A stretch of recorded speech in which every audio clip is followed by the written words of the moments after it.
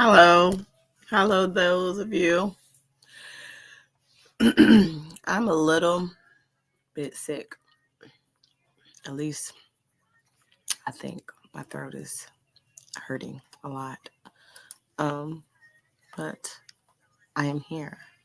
I'm here. Um,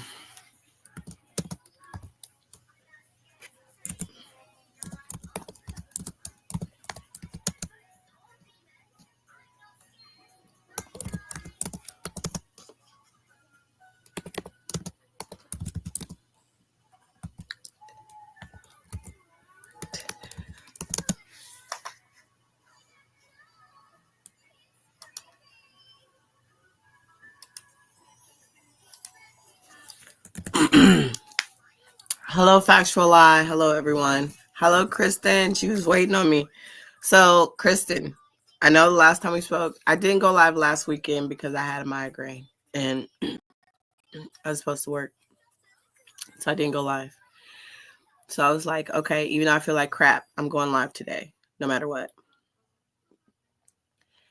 My youngest, she wouldn't go to sleep. So she's right here next to me watching Coco Melon. I couldn't get her down for her nap. But the fish, let me tell you about the fish really quick. So the last time we all spoke, we were going to go get fish for the pond. And we went to Petco.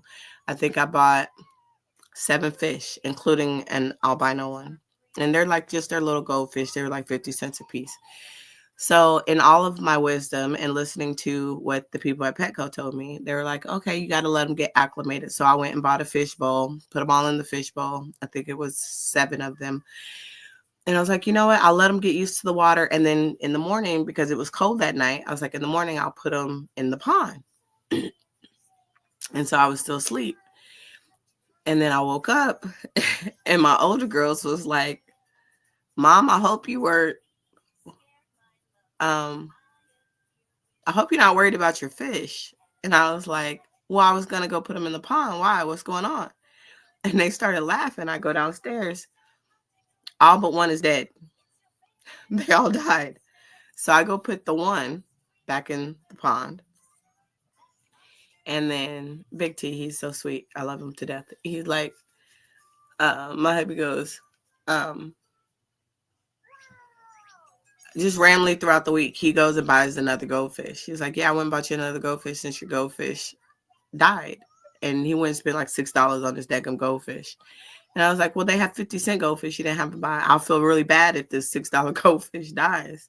And so I was like, okay, well, I'm going to go get some more because I wanted 7 or 8 of them because they're supposed to grow up to like 14 inches long. So I go back to Petco through the week to go get some more fish because now I feel really bad that the other was passed away. And I guess there was too much ammonia in the water. You know, if they're in too small of an atmosphere, it's too much ammonia. So I went back to Petco, got like 6 more fish, and then I put them in the pond. And they were fine that night. I let the bag sit in the water for like 30 minutes, open them up, put them in the water. And then the next day, because the water had evaporated out the pond, I ran more water in the pond. Well, my fish floated up to the top of the pond and they were gone. So I talked to the people at Petco, and Big T took a sample of the water because I told him I felt like I drowned them. And he's like, you can't drown fish. And I was like, I think I did. And so he took a sample of the water to Petco, and Petco was like, no, her water's great. Her water's fine. That's not the problem. And so then we went with the thought that I basically drowned my fish because I put too much water in the pond and they were in the pond. So to be nice, this week, I've been feeling like crap all week. So he went and got me 3 more fish to put in my pond, and I've done nothing but feed them. So he teases me that I can only keep people alive. Plants and everything else, I'm not good with. So, yeah. There's that story about me in the last 2 weeks trying to put fish in my pond to no avail. So, yeah. At least my littles didn't know what was going on. My big kids knew what was going on, but my littles didn't know what was going on. So, I felt horrible. I did. I was like, why do my fish keep dying? And yeah, he was like, you just need to let the fish go. Just get off of it. So that's my little bit of tea for today for that. If I sound horrible, I am so sorry, guys. I really did 3 days ago. I woke up and my throat was like this. It was worse. But okay. So we're gonna talk about YSL this week. I did one of my car rants. I did several car rants, but then I kept saying I was going to add clips in them, and then I wasn't having the time to put the clips in them, so they were just sitting on my phone. But I did the one, I think it was the last day that Viverito was on the stand, just because it was a little messy. And the more I thought about it, and the more I thought about it and talked about it with, my sisters, I was like, and this is not them watching it. This is just me explaining it to them. And then I would show the clip after I explained it. They were like, before I ever showing them the clip, they would be like, nah, girl, she mad because that's like somebody she used to mess with and she ain't got them no more. And then I played them, the clip of the whole situation. And they were like, yeah, that's what that sound like to me. So I'm just saying, I done said something like that before too. I know my sisters have, and we didn't got it popping off of words like that. Like when somebody run up on you like, hey, that's the last time you gonna say such and such about me. You know what I'm saying? It usually is in behind a dude. I ain't gonna lie. It's usually in behind a dude. And so that's why I said it felt like it was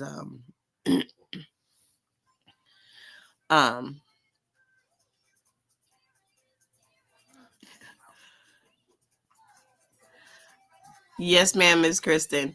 That's why I was like, I felt like because of one, I'm a female, and two, because I'm Black female. I'm say that because that's what it looked like to me. That's what it seemed like.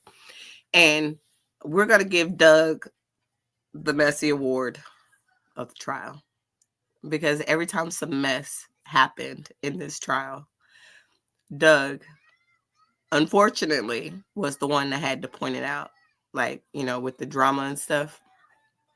And he does it in such a an interesting way. Like, I'm gonna let you know about this drama, and then you make your decision whether or not you think it's pertinent. And if it was any other trial but this trial, that would have been pertinent. But because of all of the drama in this trial, I think Whitaker was like, we are literally on the 1 yard line, and I don't care what y'all say or do. Nothing is gonna stop me from getting this trial to the finish line. I just don't care. At this point, I just don't care. And I feel like that's where she was with it. She just did not care. I'm not kidding. So, I love the part where she threw her pen and she was like, is y'all for real? Like, are y'all for real right now? Are we not? Are we being serious? I do think that is very pertinent. Like a witness having a problem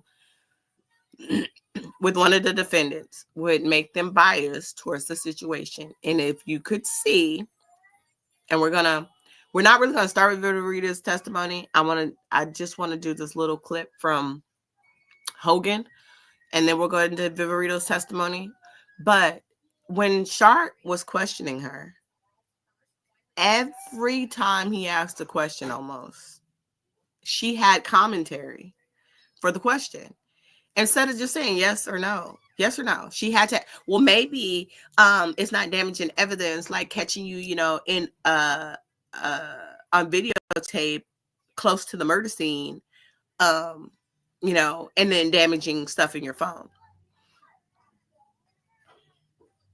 I'm not gonna discount that. Yes, it absolutely makes sense to, if you are just in a neighborhood where something happened and someone calls you and tells you something happened, to be like, dang, I was just over there. That's crazy. For some people. I am probably one of those people that would be like, dang, I was just over there. Now, my hubby is a lot more street savvy than I am. I mean, we both were raised two different ways, but let's just say he was in the streets, I was not.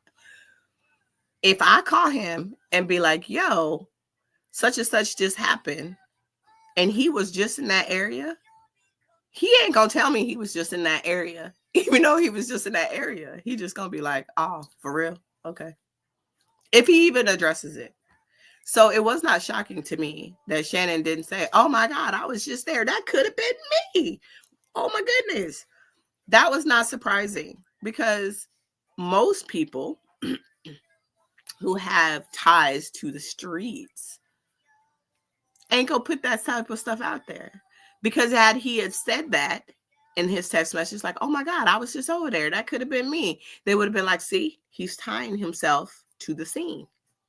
We already got an issue with the scene or seeing scene or city that no one wants to confirm except for Viverito. And she said, no, that's not what it says. So I'm gonna tell them what it says. And that's what they need to know. Like what it said, what I said, it said. And Max was like, well, if we listen to it and we hear something different, is that okay with you? And she's like, no, because that's not what it said. And I was just like, damn. I feel like she's a Leo. I feel like it. Like her. A very strong sign. Like it can only be what she says it is. The clip about the gun in the video that she was reviewing the weeks before, she said she started reviewing a week before she testified. So she reviewed everything about that dead watch. And that's why her testimony was so ready to go, because everybody else was caught off guard with it and they were just like, huh, what? No. But she was ready because she reviewed the evidence and they had discussed it.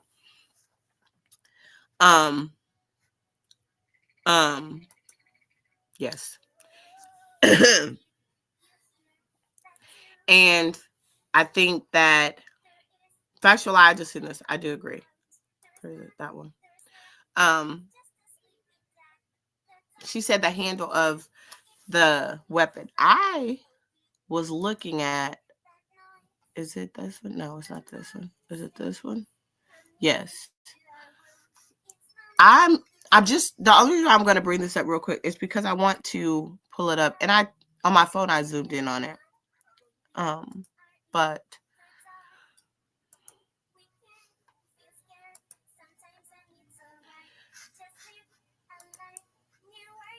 this is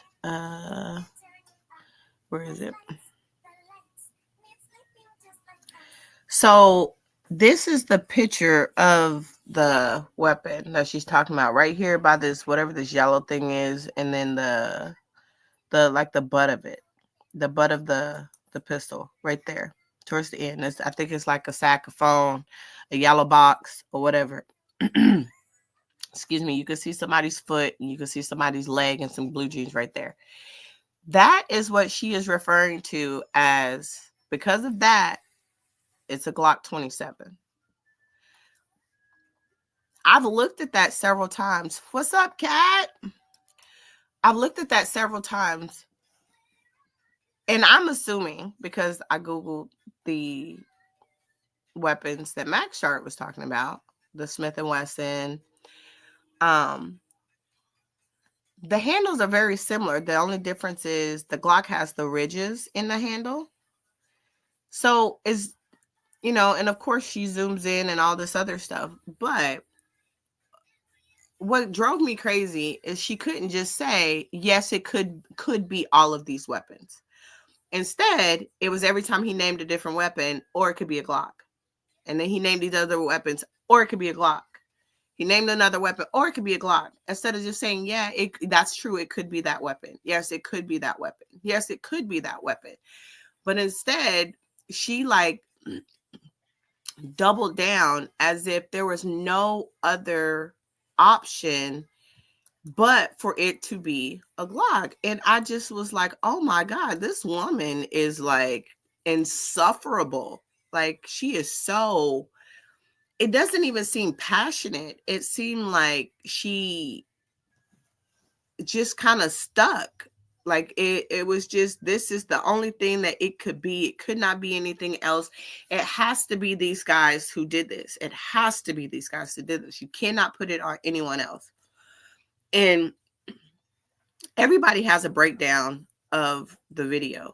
Everybody has a breakdown of the video. But let's watch what Hogan said about this video and then tie that in to what Favorito said about this video. Okay, let's do that. So let me pull up the clip for you. We're gonna go to Hogan. Excuse me.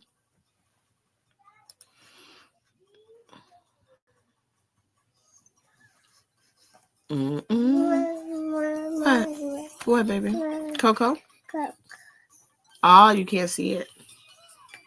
Oh, why you go up there? Here. Here.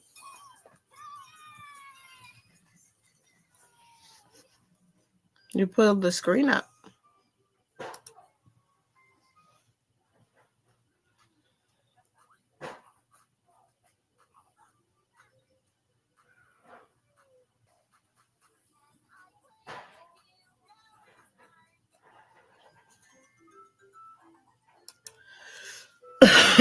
Excuse me. Guys, I'm so sorry. It sucks. All right. There it is. There's my clip. We're going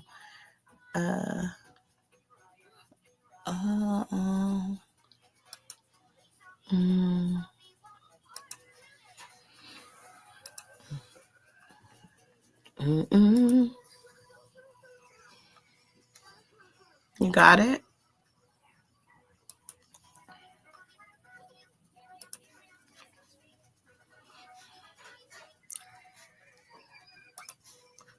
All right. So this is the testimony of Al Hogan. It's right before they start the whole car testimony.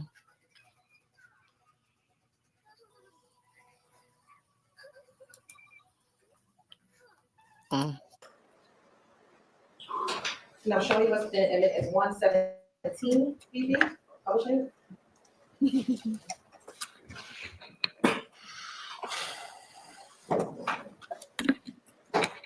Sexualized I was like, dang, Detective Viverito or Investigative Viverito.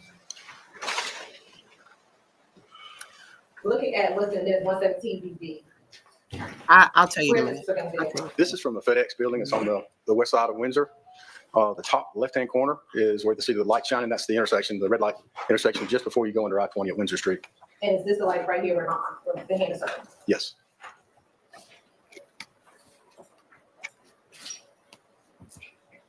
Well, that's what's on 1 hour and 1 minute into the video.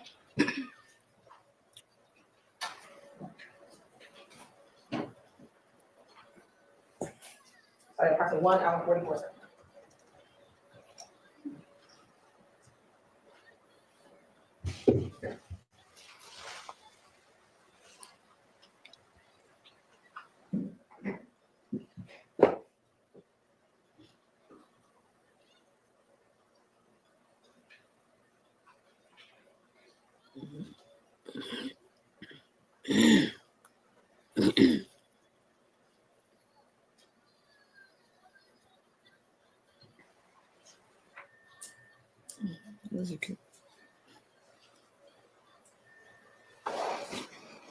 The car that just pulled up to the light now and stopped, that's the red vehicle. Is that this car right here? Yes. The Audi, the first car to follow the red car out is the Audi, or the white Audi. It's right next to it. That right here? Yes. Okay. And then the Ford Fusion is right to the right of that. That right here? That's correct. Now, is there traffic going in the opposite direction where the cars are stopped right now? Yes, there's traffic now trying to go on to I-20 eastbound. And so the car that brings in the two white cars are a red light. That's correct. It's red light now. And the Audi takes off through traffic, through the red light, as well as the white car, the Fusion. So the Audi Fusion go through the red light? Well, the Audi did, yes, ma'am. And was there still oncoming traffic coming and they were going through that light? Yes, there was. And then that car did a U-turn, which was a little odd. Why do you say it was odd? I don't know if what they witnessed or if they heard anything, but it's suspicious to me that at that particular time, since the red car no longer does not move, and it was around the same time that the murder occurred, that vehicle might have been privy to some information. It's my assumption. Were you able to locate or find it? Say again? Were you able to determine what vehicle that was? No, ma'am. No. Now, when you approached the vehicle, the red vehicle Okay. that was seen, were there any defects to the back of the vehicle? Most were on the driver's side. But drive side, passenger side. I'm sorry, the passenger side of the vehicle. Okay. All right, family. We all heard that, did we not? He said, I would like to talk to that car that made that U-turn because they may have been privy to some information, right? We all heard that. What I'm going to do is, let's rewind it just a tinge to before that car does the U-turn. Oh. Ooh. All right. Let's go to, I rewound it. Now, show me the image as 117 BB publishing.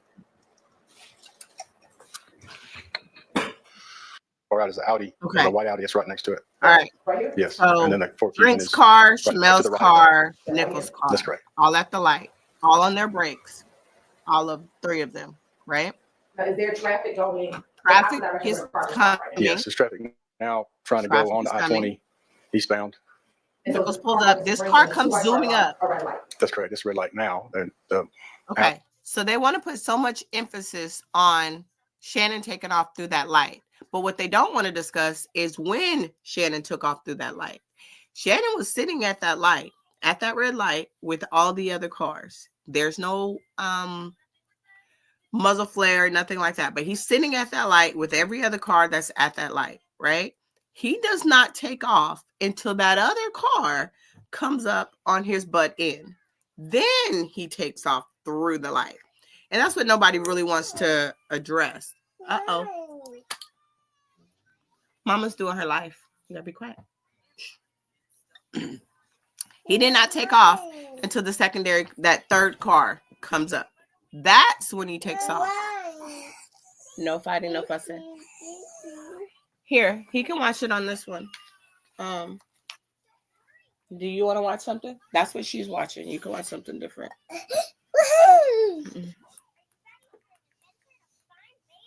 Here. Here's Sissy. Can you put something on TV for him? All right. Sissy will put something on that tablet for you. Go for it. All right. Bye, Fat Daddy. Shut the door. Okay. Jungle Pups. Sorry, guys. Mommyhood never stops. So Shannon takes off after the other car speeds up on his rear end. Again, PTSD from a car rear-ending him and shooting at the vehicle where he was a passenger in. He was in the back. And they unalived someone in the car. He ended up with a collapsed lung, broken ribs, went to the hospital, and then ended up in jail. And jail did not care that he had all that going on. When you have a collapsed lung, I know this because I've had a collapsed lung. You have a tube in your lung, keeping your lung inflated until it either can stay inflated on its own or they have to put a permanent tube in your lung to help keep it inflated. My scar is right under my armpit, and I have a permanent tube in my lung. I used to walk like this, like bent over to the side because of the pain from that. So I know what that feels like. You don't want to have that happen to you again. So you don't care that oncoming traffic is going, man, I'm out of here. This car is coming. Nope, I'm out. Right? So that happened. And then let's go back to the video. And I'm actually going to turn it off. I have it on 1.5 speed. I'm going to turn that off and put it on normal speed. Actually, I'm going to go a little under normal speed. I'm going to go 0.75 just because I really want to break this down. Audi She's back on his speed. takes off through traffic, How slow. through the red light, Now we're going to put it on normal. as well as the talking like that. the It's white still car. slow. The Fusion. Okay, so the Audi takes off. Red light. Look, Well, the Audi look. did. Yes, Okay, ma'am. let's pause it. Person walking over here on the right hand side of the road, person walking, and she says that's not a bush, that's a shadow. But then later she does say it is a bush when she's on redirect with Hilton. And then she says that's a transient area. There's a bus station over here and a homeless population over here. Does not change the fact that there's still a person right here walking in a car that hits his brakes at this moment when there's another car parked next to his car. So this car is on its brakes, right? That third car, this is what I want to point out to you guys. Okay, this third car, and I just want you to look for this. This car that pulls up next to Chamel Drinks, which Viverito says the wheels are a little bit back. It's not exactly parallel or even with that car. The wheels are a little bit back. But that car, and she asks her specifically, does that car make a left-hand turn? This car that speeds up next to Chamel Drinks never gets in the left-hand turning lane next to Chamel Drinks. Never gets behind the car. Just say this car, if the plan was for this car to make that left-hand turn, that car was never in the left-hand turning lane. Never. That car sped up, was on the side of Chamel Drinks' car, and then eventually went left. So it made a left-hand turn from the middle lane, not the left-hand turn lane, from the middle lane. Made a left-hand turn with the flow of traffic. But that car made a left-hand turn, but was never in the left-hand turning lane, and no one pointed that out. I was like, why are they not saying this? That car never pulled up and got directly behind Chamel Drinks to make a left-hand turn. Because if I'm traveling down a road and my plan is, oh, I'm going to turn left, well, instead of being in the middle lane, I would get immediate. If my first thought is to go left, I'm going to get behind the car that's in the left-hand turning lane because my plan is to go left. But say that light now turns green and the car doesn't go left, I'm going to honk my horn to let that car know, hey, go left. And then if that car still doesn't go after a few minutes, yeah, I might then pull off into the middle lane and then make my left-hand turn, noticing that something may be going on and this car isn't moving. None of that happens. That is a logical explanation for why someone would be in the left-hand turning lane and then make a left-hand turn from the middle lane because the car in front of you was not going. That never happens. That never happens. That car speeds up behind Shannon. Shannon goes through traffic. Nichols goes through traffic. This car pulls up next to Chamel Drinks' car. It's there for a minute. His foot comes off the brake and then back on the brake. And then that car speeds through and makes a left-hand turn. No one ever gets an LPR to look into that car. And when that car is there, this is when the car turns around. The car that Detective Hogan says, I would like to talk to that person that turns around. And I know there's so much focus on this person here that's walking that never breaks stride, supposedly. However, if you live on the streets, would you really? I mean, there's so many things that can explain that away. But if we're going by the state's theory that it had to have been Shannon that done this, when that third car pulls up, why does that car never get in the left-hand turning lane?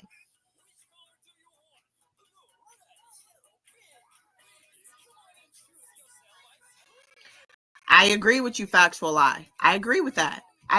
That's completely plausible. But they want to put so much focus on, oh, this happened. Shannon never admitted to hearing or seeing anything. He never addressed the fact that this happened. Why aren't we addressing the fact that another car pulls up and it's next to that car? That car, the victim's car comes off the brake and back on the brake.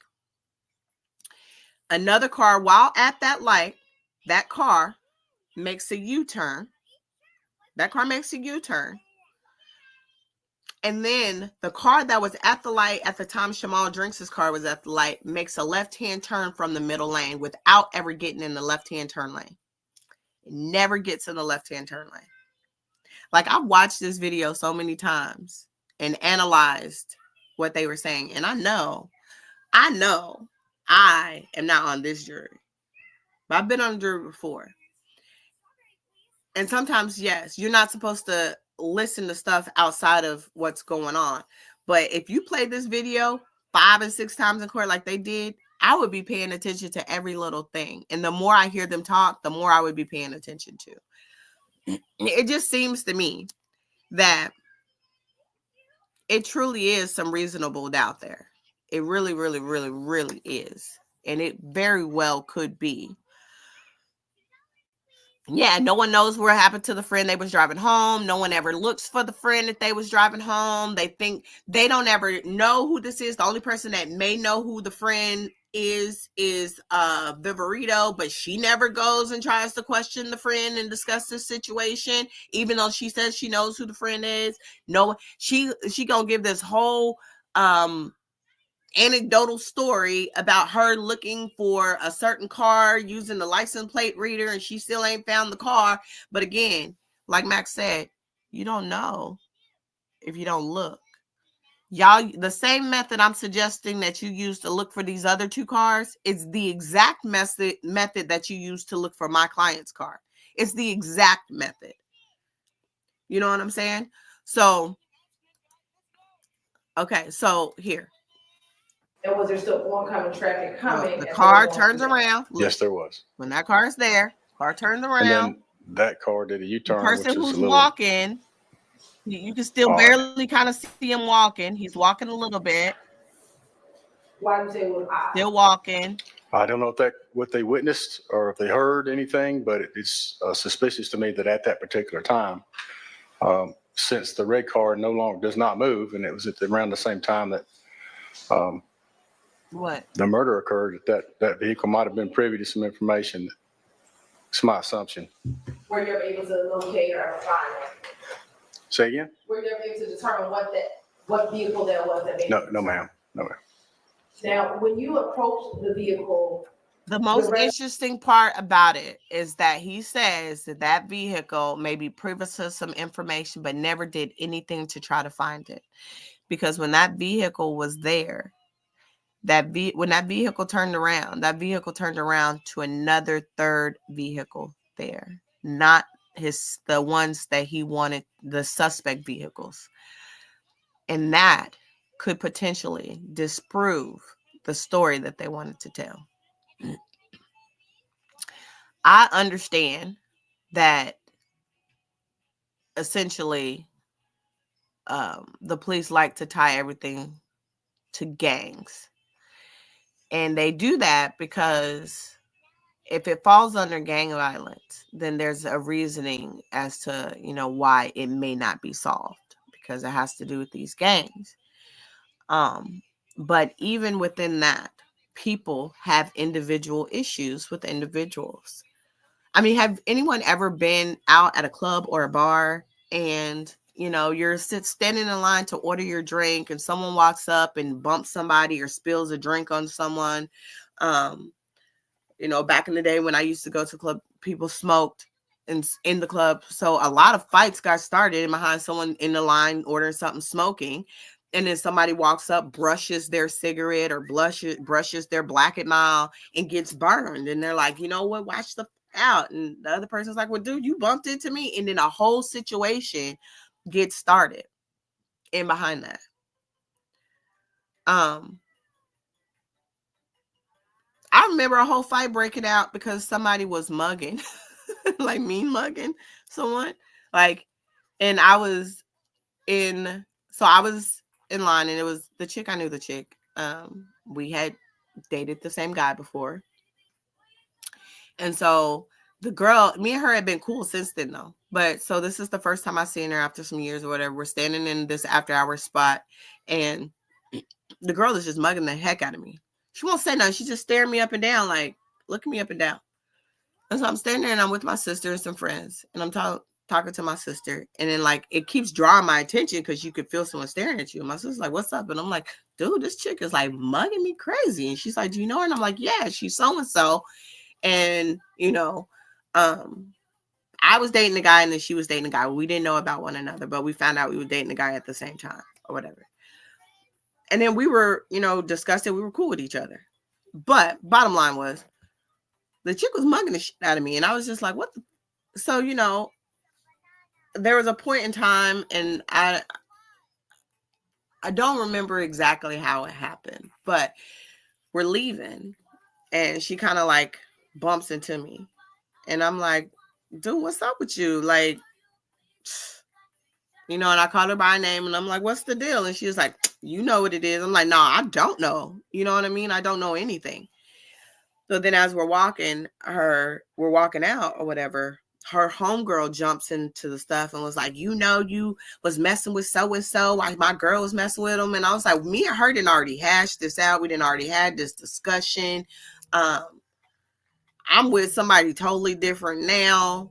If she's still with old boy, that's great for her. But like, what's this got to do with me? This ain't got nothing to do with me. And she was like, well, you were looking at me crazy. I'm like, literally, you were staring at me the whole time. Like, I don't even understand what you're talking about right now. Well, then her homegirl started tripping. So then, like, literally, not kidding you, her homegirl started talking crazy. Oh, girl, like, gets quiet. And I'm like, why is she speaking for you? Because she knows nothing about this situation. So then my sister chimes in and she starts talking crazy. And then basically, once stuff got wild and loud, and then all of a sudden it was, well, we're leaving. And by then everybody was already hyped and ready to go. So it was like, But again, that was some stuff that just started off a look. Some old shit. So for everybody to be like, everything is gang related. Not everything is gang related. Some things that are individual. Like, just because this person may be in a gang doesn't mean that everything they do out has something to do with the gang. Like, you can have individual beefs with people or individual problems with people, and it had not have anything to do with the gang. You know what I mean? So that's the part that kind of like messes me up. Like, not every gang member goes out there and sells drugs and then turns around and they sell $100 worth of drugs and brings $50 and gives it back to the leadership of the gang, because 9 times out of 10, the people that are real leaders in the gang are in jail. You know what I'm saying? They're not handing it off to his wife and kids. Say, oh, well, here's my $50 for this week from this sale. That's not how this stuff is happening. But that's a whole rabbit hole that I can go down that is a lot more insightful. Yeah, I could see you being the pit bull of the friends, Kristen. Like, I think I was like the silent pit bull, because it took, depending on the situation, it would take me longer to get there. But then there were some times that it didn't, there were times that I would be out with, it would just be my sister, my cousin. We were all really close or whatever. And there was a time that we went out, and I'm not kidding you, my cousin was dancing. She was dancing. We danced in our little group of 3. She was dancing on me. We was, doing our freaking thing. And it was right before the club was over. I'm not kidding you. A chick, and it was in behind a guy. Chick literally walks up to my cousin and burns her with a cigarette. And my cousin jumps up and she's like, what the, like, so-and-so burn me, da-da-da-da-da. So immediately I start tripping. She grabs me and she's like, no, let's just leave. So we start leaving, and we go to leave. We're walking out the club, and the girl pulls up in her car, like right on us as we're walking through the parking lot. The girl pulls up and she starts talking crazy, and she's like, yeah, da-da-da-da-da-da-da. And without hesitation, I'm not even playing with you. She was in the window. I went through the window and pulled her out the window. Like, I was already hot. I was already upset, and she didn't even allow me an opportunity to simmer down before she decided to go all the way left. So I met her in hell. You know what I'm saying? I went right there with her. I was like, yeah, you doing all this, but you didn't even realize you were safer in the car. And now we got a whole situation because you chose to keep talking. But that was my craziness for, a time. I was much younger and less willing to always talk my issues out. So I would meet people on whatever level they was on. If you was about that life, I was about it too in that moment. But anyways, back to YSL. It makes sense that they want to make everything that could have happened happen in the moment that Shannon was there. The biggest thing for me is even when discussing the tent, and how the tent didn't have any bubbles in it, there was no GSR in the car. I know they've had several different theories. The initial theory was that he rolled down the window and shot through the window, right? Well, then when Max discredits that because there's no bubbling of the tent that he had just got that day in the car, then it was they opened up the door and they shot through the door. Although there's a lot of things that we can see on this camera, but what we don't see is any shots of anything of him shooting through the door. But let's just go right here, since we're in YouTube. Let's just Google night muzzle flash at night. Let's just Google it right here on YouTube. And I think Kat may have done this too when I was on her live, because I was just curious. I really was. I was curious, you know. But you guys see this?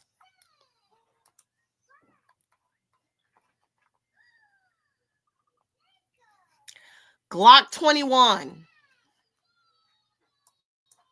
muzzle flash at night. Look at that.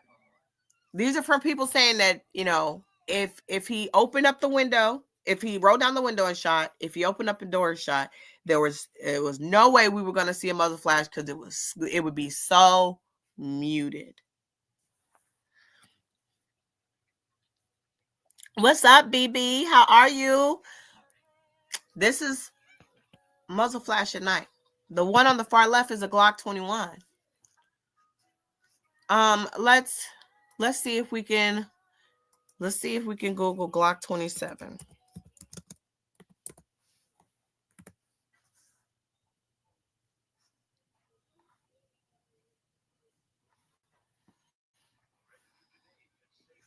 I'm just curious.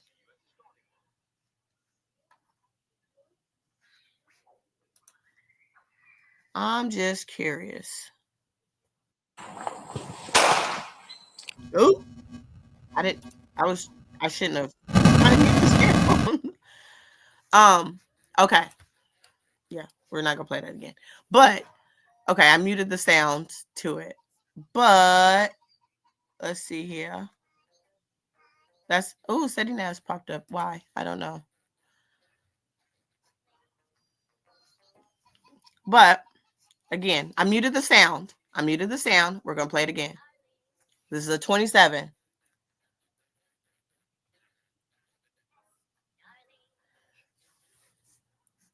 I mean, a muzzle flash is a muzzle flash. And even if it's a Glock 27, it still has a muzzle flash.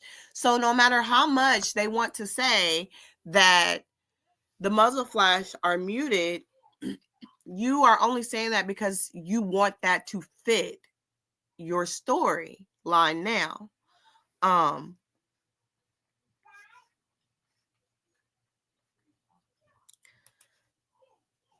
So let's say you have to state that.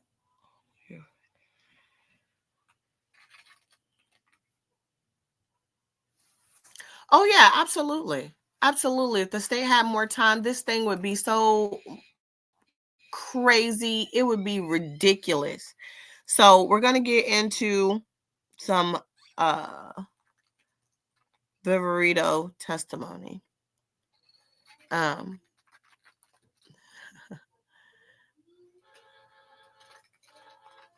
What I really appreciated was I really appreciated Paige Whitaker basically telling Hilton to shut it up. To shut up. Because she was about to start asking a bang more questions of what she had already asked. And the judge was like, No, we're done. Let's see here. Let's go back here. I think that was day 160. That's,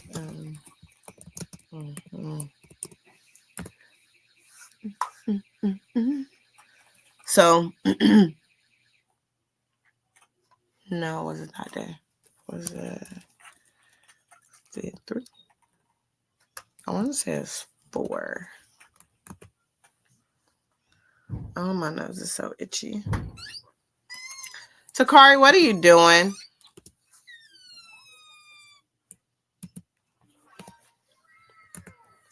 Yeah, your brother sounds like he's like trying to jump off the bed.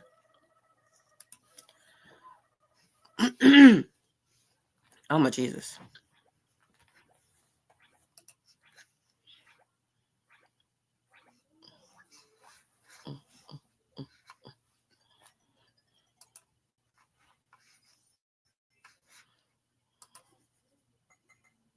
I created the same 2 people all over again. It's crazy. Squeak. Okay. So this is all right. So this is Max Shard's test when Max Shard starts crossing Viverito, which there's not really any point during this cross that I do not absolutely love. But let's pull it up. No. Let's go here.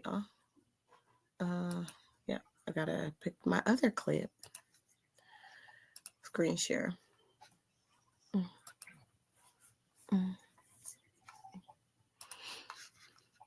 right, so here we go. Goodness gracious. Oh my God, it hurts so bad.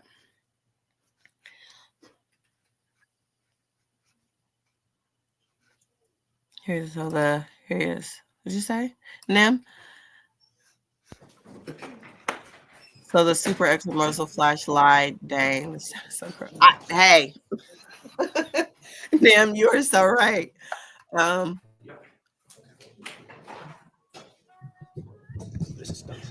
Actually, can you give me just 1 second?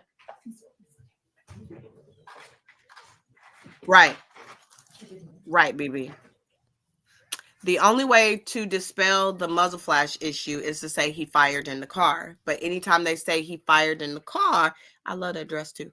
Anytime they say the firing in the car thing is dispelled because there's absolutely no GSR in the car. And then they want to now say, oh, well, he cleaned it. There's no way that he cleaned every single nook and cranny in that car and they found absolutely no GSR. Like this man had to hire some professionals that knew what they were doing and knew how to do it. Ready. And being all the stuff that's Investigator going on in Viverito, this good trial, afternoon. you think these boys Afternoon, are Mr. Sharp. professional Good at afternoon. anything? Okay. No, Let me just that is start off some with something that you said on direct. not accurate information. When did you start working on this case with the DA's office? Well, I'm trying to think. I got you probably. there may be, I don't know about a flash writer. There may be. Fall though, of 2021. And in fall of I 2021, really when you started think if it working wasn't with this prepared case in the with the DA's moment office, you were in a that they in a found section some or flash in the hiders working group with under 88 Love, and put correct? them No. Okay, who were you under? these Kara weapons. Conberry was the deputy district attorney at that time. All right, and with the DA's office, eventually, you're not with the DA's office now. Correct. Okay, but with the DA's office, you worked on this case, correct? Correct. Okay, and you worked under Kara Convery. Who else did you work under? Well, she wasn't on the case, but for the case, I worked under Don Geary. Don Geary. She just don't want to say Adrian Love. Now, Okay, though, boo. in your testimony over the last few days, you've spoken about the work that you did on this case with the district attorney's office. Correct. And you've given us your opinions about certain things that you learned through your work at the district attorney's office, correct? Some, I don't know. I don't think I give many opinions. You do a lot. As part of your work with the district attorney's office, you reviewed surveillance videos. A lot of Correct. opinions. Okay, you drafted affidavits for search warrants. Correct. You collected evidence from Jeffrey Williams' house. Correct. You collected social media posts Correct. from various people. Correct. You reviewed Mr. Stillwell's phones. Correct. You've reviewed music in this case by various artists. Correct. Okay. In fact, today, I guess you reviewed a video to make a determination of what type of gun is in a picture, correct? Correct. Okay. All those things that you did, and there were other things that you did with the DA's office, correct? Correct. All right. And you testified that you were asked by Ms. Hilton, how did you notate your work on this case? And then you said that you talked about your search warrant Oh, yeah, affidavits, she that was you make them his thorough. probation officer. Correct. Okay, but search warrant sure. affidavits aren't memorandums, are they?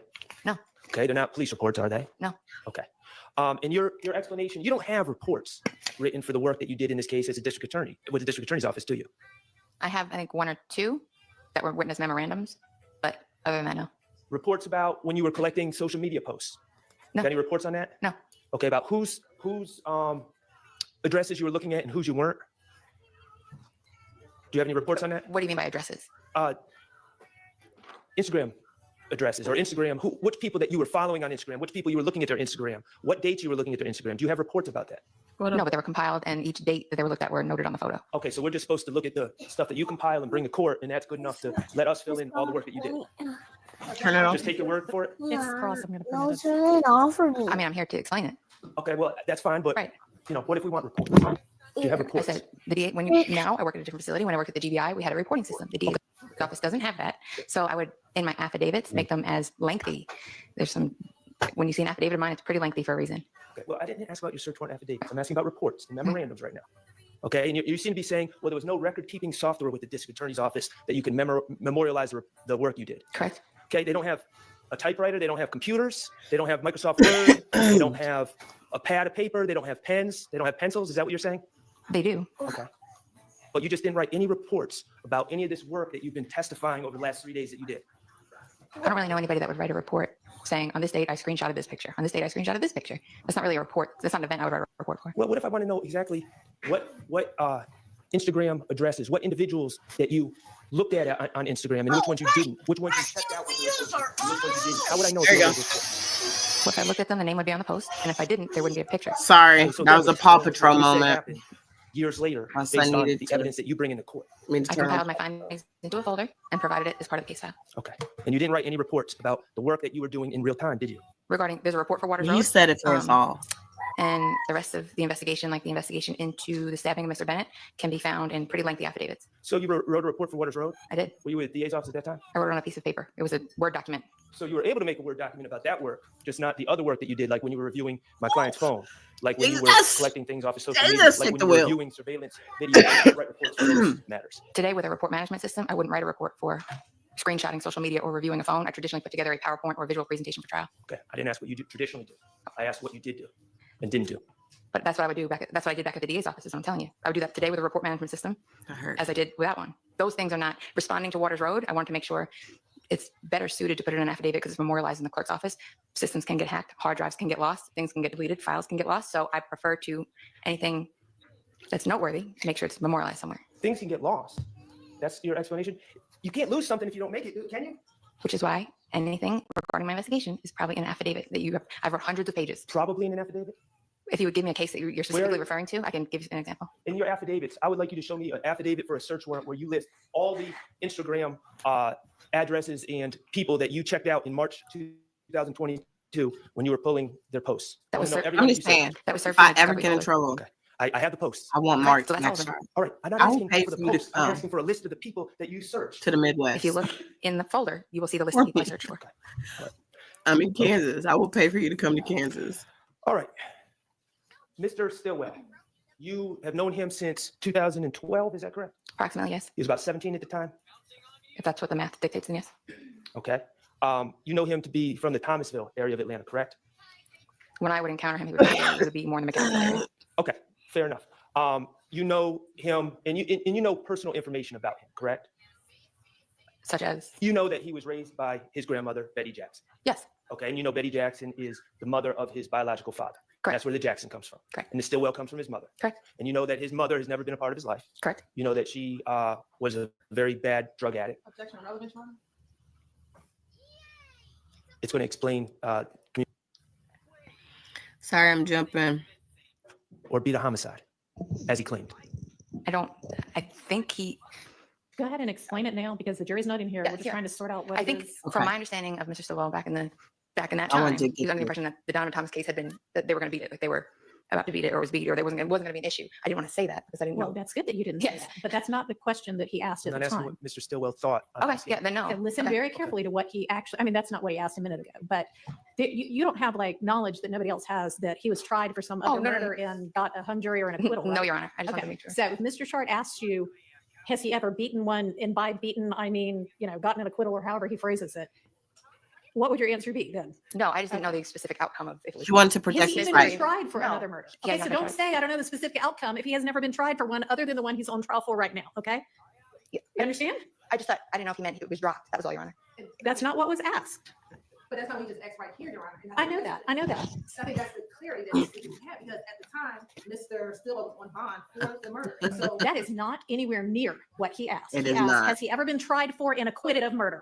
Being given a bond before a trial ever occurs does not a yes answer for, has he ever been tried and acquitted? Right, but even the question he just asked right now was not that direct. I know, that's because, I know, but just now what he asked, we're just trying to figure out what it is she might need. And are you then going to ask? I'll ask about the bond next. Okay. So if he asked about bond, then you can answer whatever you know about whether he was released on bond. I feel respectful of his right, Your Honor. That's all. Okay. Does anybody need any more Respectful clarity? of his rights.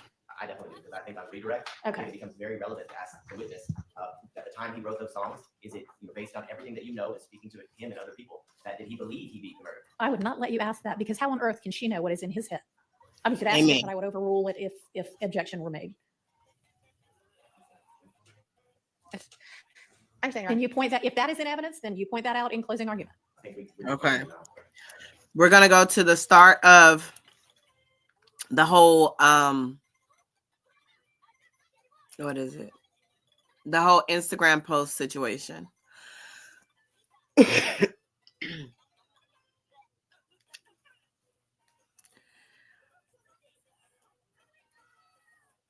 I feel like this investigator did a lot of manipulation. Now, that picture of her, and I think this is going back to something maybe, was it something Nim said we were talking about? And I said I had something on that. This investigator, yeah, y'all see that picture that surfaced of her that's been floating all over social media of her in the dress, right?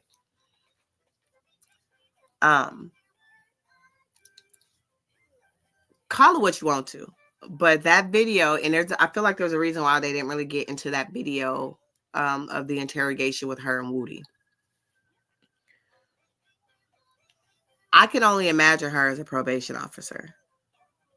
A lot of, oh, I'm scratching your back, so you should scratch mine. Oh, I got your location. I know you were here, here, here, but you should have been at home, and I won't say nothing as long as you XYZ.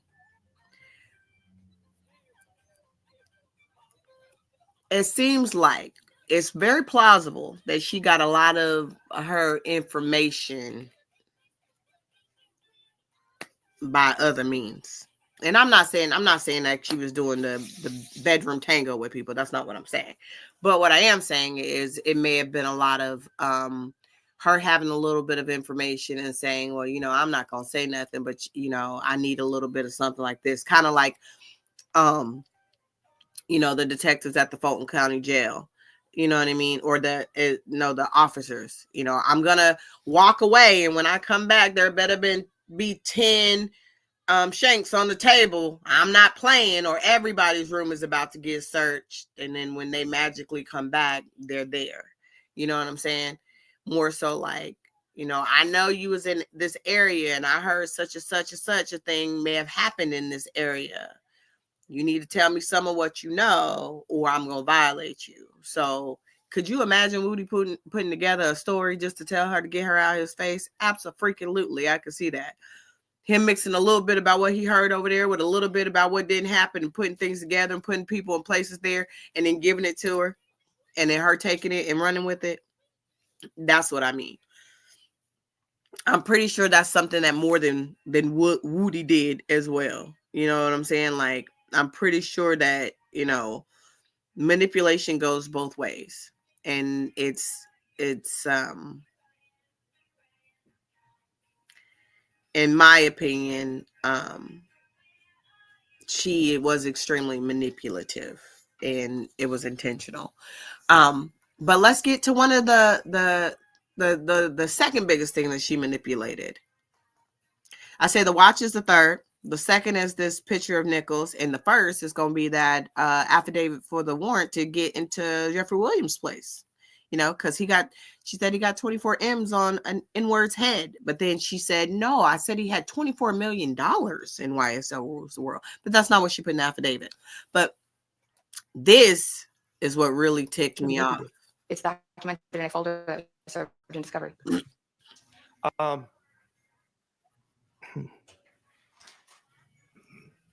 She said she just took a screenshot, and then she said, well, I took several. And he said, well, how many? Some of I those don't know. posts that you deem relevant are actually lyrics to songs, correct?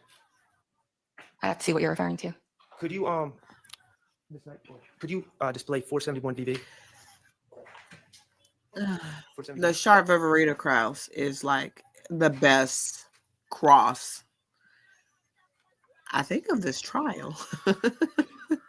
I really do. I really think it's the best cross of this trial. This is Mr. Nichols, Comarvius Nichols, right? Correct. And 471 VV is exactly how the state has put this into evidence. Correct. All right, and we're going to get back to exactly what this is in a little bit. Correct. But those words, what you're saying, I run with cold-blooded killers, okay? When are you saying that you collected this? Probably 2 days or a day or two after the murder of Mr. Drinks. Okay, and those words, those were written by Mr. Nichols? No, it's a song by NBA Youngboy that he chose those words to put on the post 2 days after Mr. Drinks was killed. He chose those words? So what this is it's an Instagram story, and you can select a song and which portion of that song. You can select anywhere from 10 seconds to 30 seconds, and you select that, and you can overlay it onto your story. That's what was done here. Those words? Mr. Nichols made the social media post, and in the post, he picked this song to accompany his post. All right, so you know what? We're not going to get back to this. Let's deal with this right now. Mr. Kokomo, if you would. So twice already he's asked her, he chose those words. And she's like, he Yes. chose the music, he put it on the story.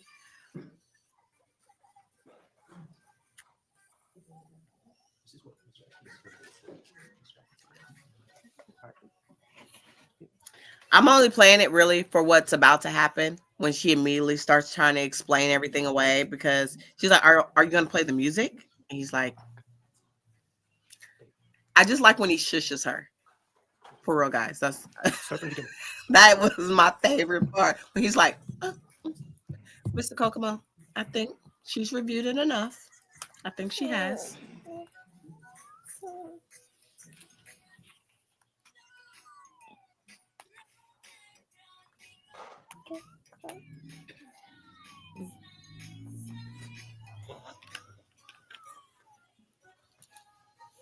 We're gonna hear the audio. You too. I mean, Do you, yeah. So that is a screen. Okay. Oh, can I explain it? yeah, Mr. Kokomo, I think the witnesses had sufficient time to view it. So thank you, Mr. Kokomo. Do you recognize what's been marked as 60 VV? Yes, it's a video of his story in its entirety. Okay, and is that the way you saw it on social media? It was both a video that was submitted in discovery and a photo that was submitted. The relevant portion of that would have been relevant to our investigation was that you're posting a video the day after somebody's murdered in your presence. We haven't even gotten here. Do you recognize? Yes. that video? Okay, Your Honor, I would move to admit DS 60 into evidence. Admit it. Permission to publish. You may. And then they approach. And then, Your Honor, maybe your post before it's published. Yes. Okay. So I'm like, okay, I'm going to stop that one. Because they basically approach after that. I really just like the way he shushed her, because she immediately tried to start explaining. He's like, no. Okay, Mr. Kokomo. She's reviewed it. She reviews it. She knows. She knows now. And that's just like her personality, it seems, that, she has to explain everything. It can't just be what it is. It could only be what she says that it is. And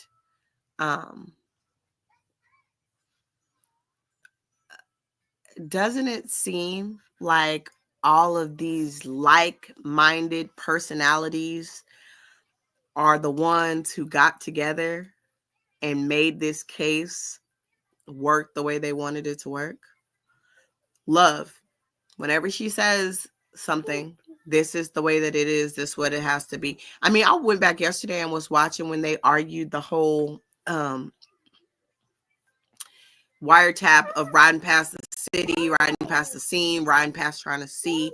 And Love was like, whether it says see or city or a scene, it doesn't matter because the GPS coordinate put them in that area. So basically, our argument is they were trying to see. So GPS put them there. She didn't really want to hone in on the words. Where she wanted to make a matter of fact is their location when the statement was made. And Viverito is very similar to that in nature too. I mean, even Hilton's arguments, you know,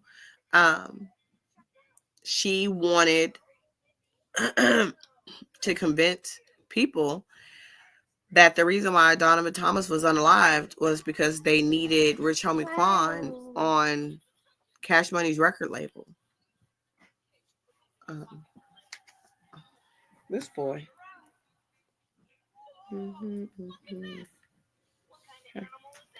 And now they don't even have a theory.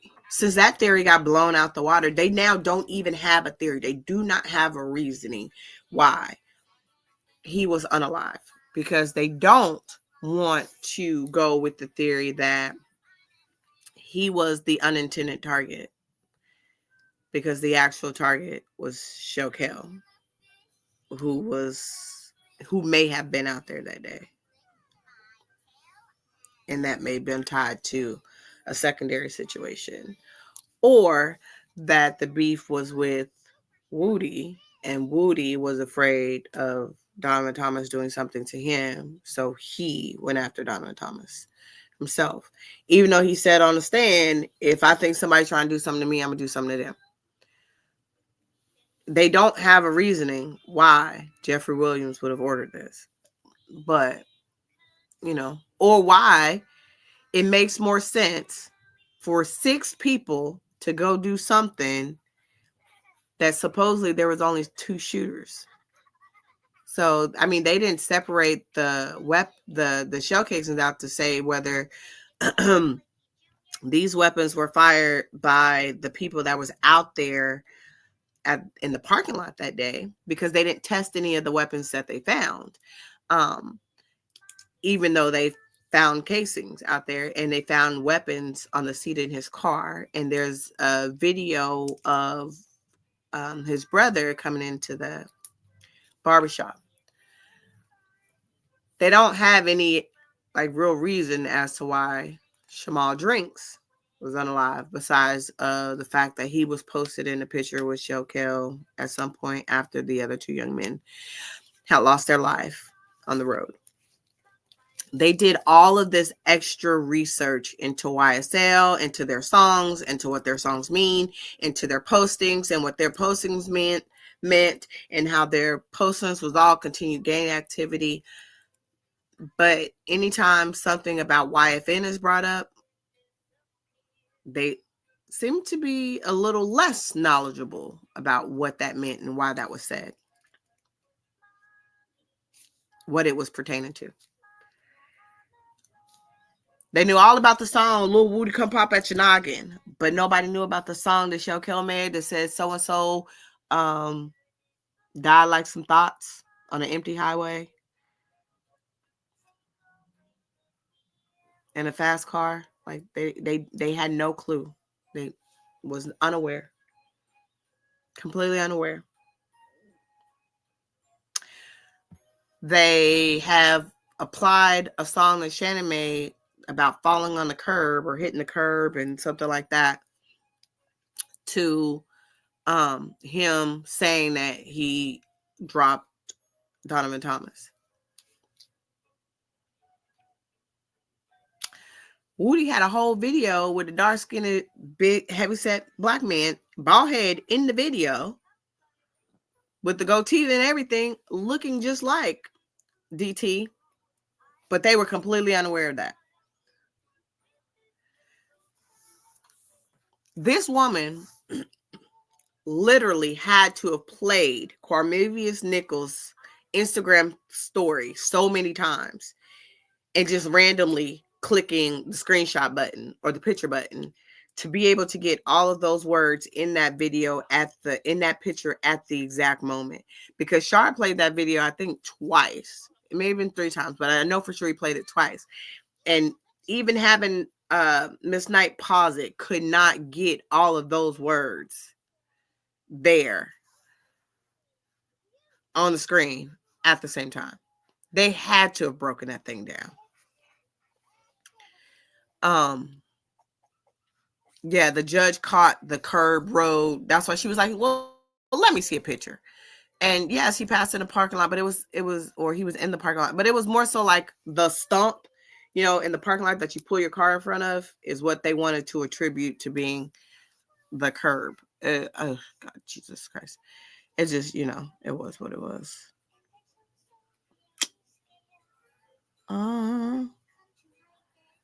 Is this,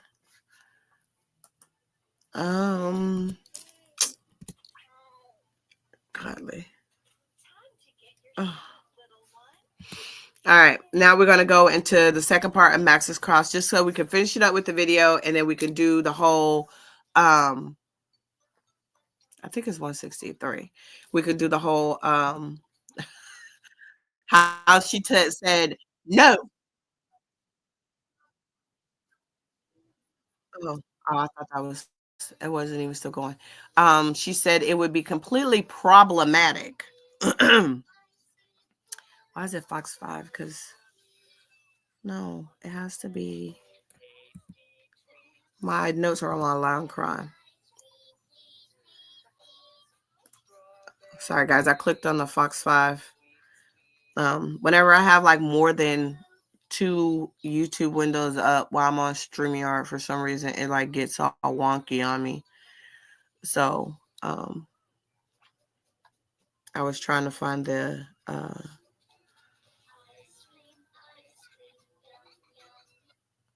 so you guys remember on day 163 when he's on his cross and part of it like cuts out? In all reality, the only one that had that part of it was Miss Sylvia. And I went over to Miss Sylvia's to see that part of it that had cut out. Because it went down or whatever. But she did have that over there, but I didn't pull into it.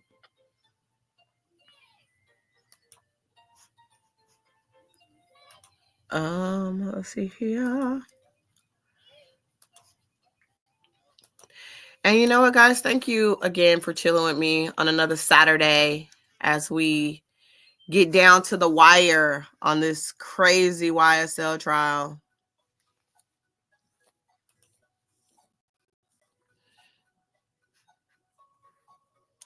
Here I am, how do you do?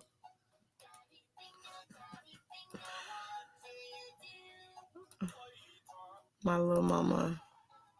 She's supposed to be napping, but she won't nap. She's just over here listening to.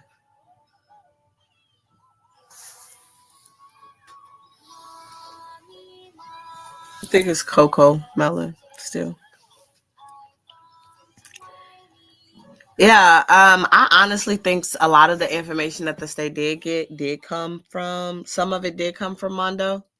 Because it's interesting that he was supposedly, and he then went on all kinds of lives and discussed how, he started YSL and, basically wanting his credit.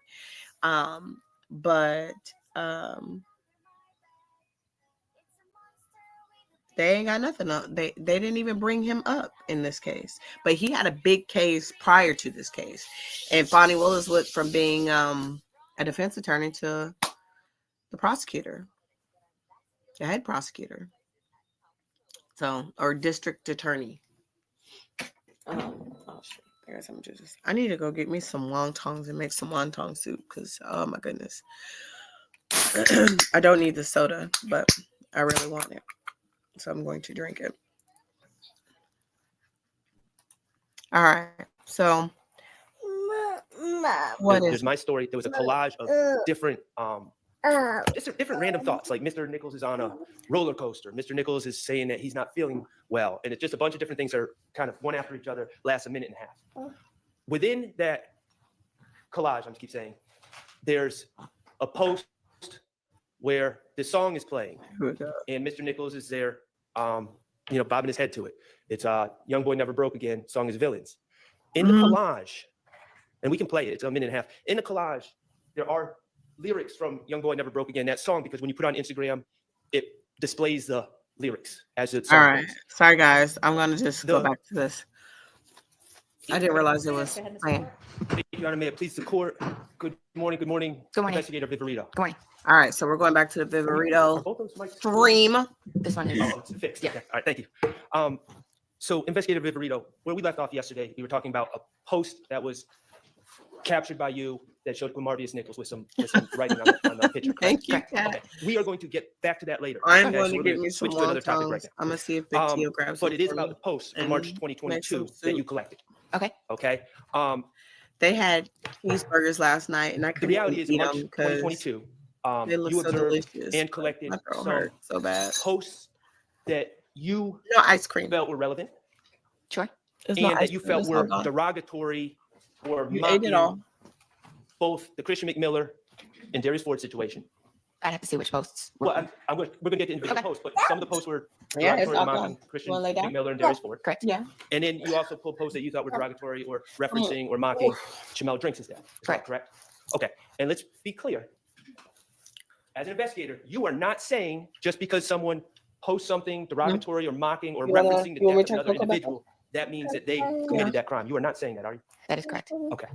I'm gonna And say I hi. just want to talk to you about Say hi. a couple of these posts. I'm going to bring them up to you, okay? These are all this is a Wait. bundle of the posts that you collected. That are Okay. Mwah. For instance, Mommy, I put on Coco. you observed some posts that were made following the Christian McMiller Darius Ford double homicide Correct. on March 10th going into March 11th.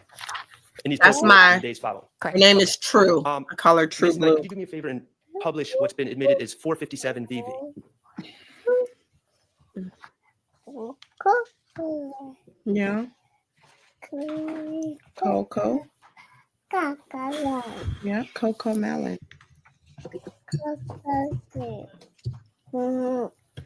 Mm-hmm.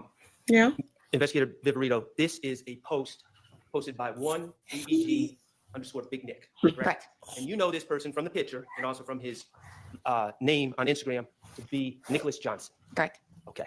And in this post, when was this post collected by you? No, that was was Mama's mouth. Collected. Would have been around 8:20 on March 11th.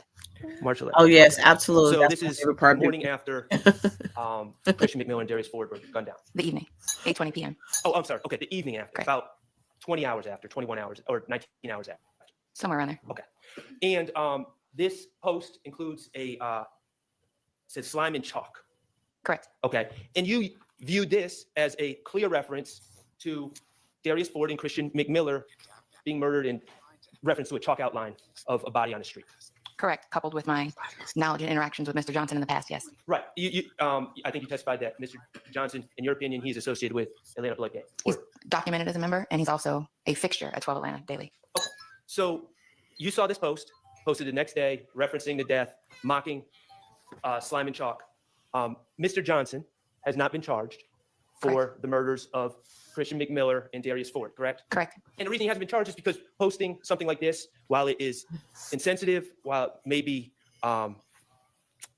wrong, it doesn't mean that he killed Christian McMiller and Darius Ford. It doesn't.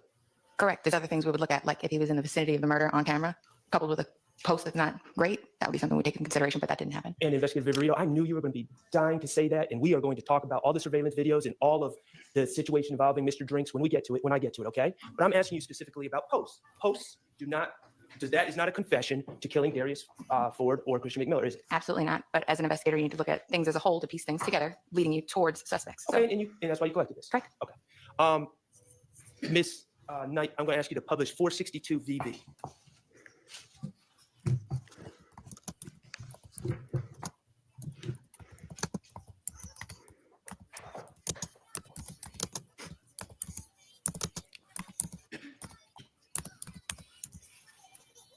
Okay.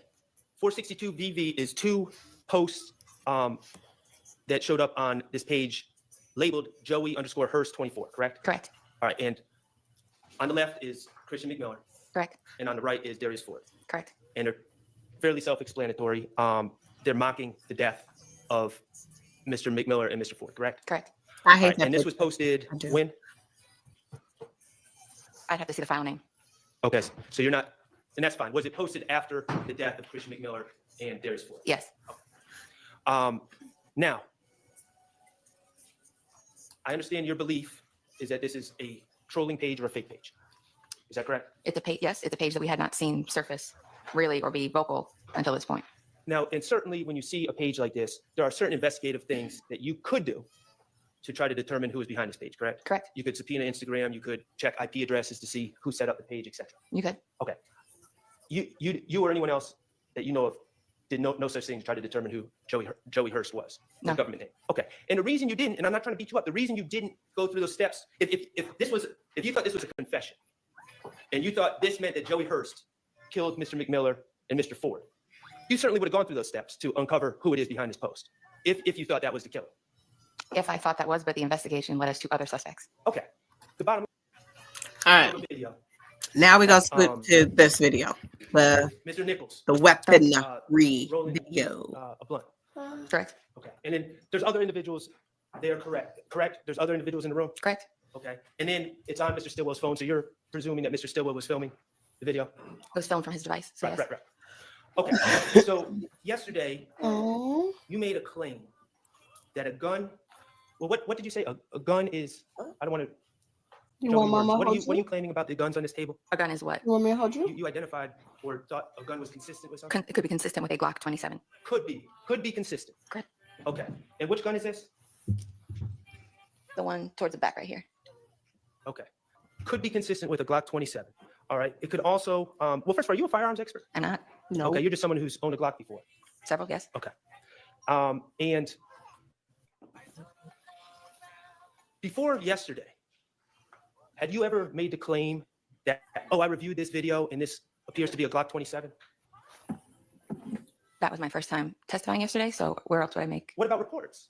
Did you ever write a report and say, I reviewed this? This is very important. I reviewed this video that was in Mr. Stillwell's phone, and I believe that could be consistent with a Glock 27. Well, while reviewing the evidence in preparation for trial, when I took a better look at this video and found it, it was probably 2 or 3 days before I testified. And that's when I first had to really research through and look at photos and kind of isolate what kind of gun that Me, was. Kristen. So That's what I was so the told answer is when I, no, you didn't write a report. even when No. they Okay. question us for And, jury duty, certainly the first time answer saying yes to or no. me, unless they the only actually. one on this side was yesterday in court. Correct. You say it looks like it could be consistent, or it could be consistent with a Glock 27 based on the shape of the bottom of the grip. Is that correct? Correct. Okay. It Mhm. could also be consistent with a Springfield firearm, correct? I'm not familiar with the Springfield, but from how the magazine looks, also it could be consistent with a Glock. Okay. It could also be consistent with a Sig Sauer. Could also be consistent with a Smith & Wesson, correct? I'm familiar with a Glock. Right, because you're not a firearms expert. I You're never- only familiar with these Glocks. I never claimed to be Mr. Sharp. Okay. Well, you start identifying guns in court, kind of making yourself an expert, but you're not an expert, are you? I'm not. Okay. Okay. And you don't even know, whatever this gun is, if Mr. Stillwell left with that gun or didn't leave with that gun. You don't know if anyone left with that gun. You don't know whose gun that is. Correct, but we don't know that they didn't. Okay. Okay, so this is my thing. She would not concede. She's like, I don't know any other weapon. I only know a Glock. So, yes, I'm going to compare it to a Glock. I don't know anything else it could be. But I'm just going to give you my opinion because you guys have qualified me as an expert in facts and in gangs.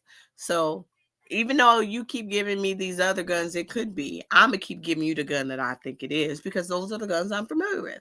Now, this is where it gets good because he asked her about her Glock. And this is where we find out She doesn't even own the kind of weapon that she thinks that this is. Right. And then we'll do the Um, video, guys, and then I'll shut up for the day. But Let me ask you this about your Glock 27. oh my gosh, I that could you go say on this and looks on about this consistent with. video. When you shoot your Glock 27, does it expel shell casings? I don't own a Glock 27. When I was purchasing a subcompact Glock, I was going back and forth between the 27 and the 43. I prefer to shoot a 9mm, so I went with the 43. So you don't even own a Glock 27? I just said when I was researching the two, handling the two at the gun dealer. So now you don't own a Glock 27. You were researching it, which means you were handling the gun at the gun dealer. That's your experience with the Glock 27. I never asserted that I owned one. I've seen one. I've handled one. I can recognize one. So you've handled one at a gun dealer, and that's what you're basing the identification on. I've recovered a good bit of guns in my Okay. career. I know what they look like. All right, let me ask you this. Since you know about guns, at least through your career, Glock 27s, when you shoot them, do they expel shell casings? Yes. Okay, Glock 27s, when you shoot them, do they make a loud bang? Yes. When you shoot a Glock 27, does it create a muzzle flash? It should. I mean, when you Okay. shoot it like during the day, you wouldn't see I it. don't Or know. sometimes at night you can see it, but Okay, and when you shoot a Glock 27, does it emit gunshot residue? if it's inside of a contained area, yes. It would. Okay. Okay, did you All right, guys get that? um, If you shoot it throughout the day, you may not see a muzzle flash, but if you shoot it at night, you could see it. She literally said that. Hold on, where are we at? I was just like less than a minute. Here. Kind of making yourself an expert, but you're not an expert, are you? I'm not. Okay. And you don't even know, whatever this gun is, if Mr. Stillwell left with that gun or didn't leave with that gun. You don't know if anyone left with that gun. You don't know whose gun that is. Correct, but we don't know that they didn't. Okay. Right.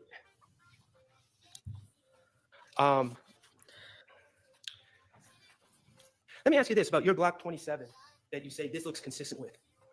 When you shoot your Glock 27, does it expel shell casings?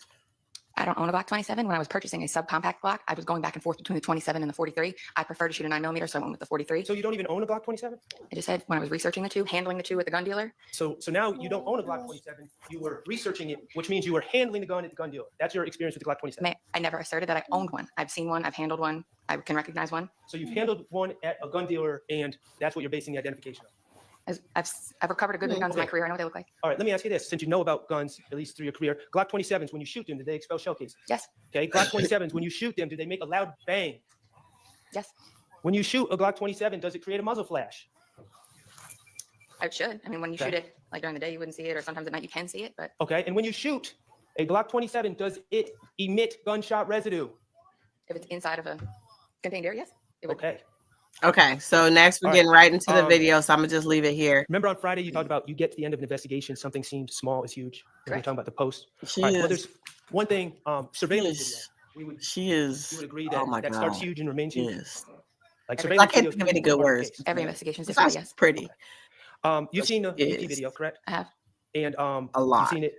Detective Hogan showed it to you, He did for the purpose of identifying the individuals, yes. right? Okay. Have you seen the FedEx surveillance video? I have. Her man Okay. will never I'd win like an to watch it with you. Is argument. that okay? I know that Mr. for sure. Kokomo, if you could give it up. That's my little personal dig. Yeah. BB, I agree with that. Okay. Before you start, Mr.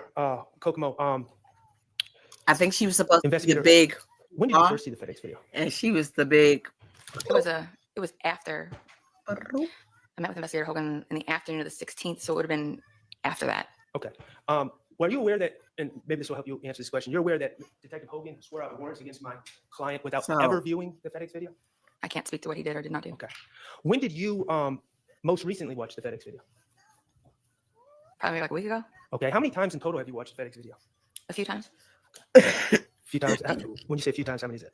I mean, I've watched it a year ago, or a couple years, like 2 years ago. I watched it. I watched it.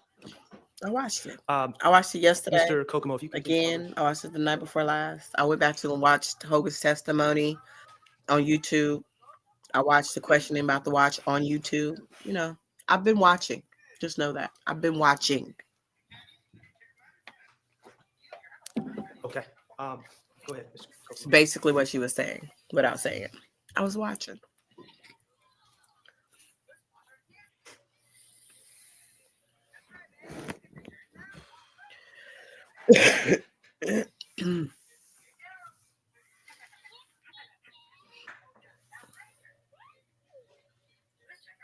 I was watching. Okay. Mr. Kokomo, if you could pause that video right now. Thank you. Investigator Viverito.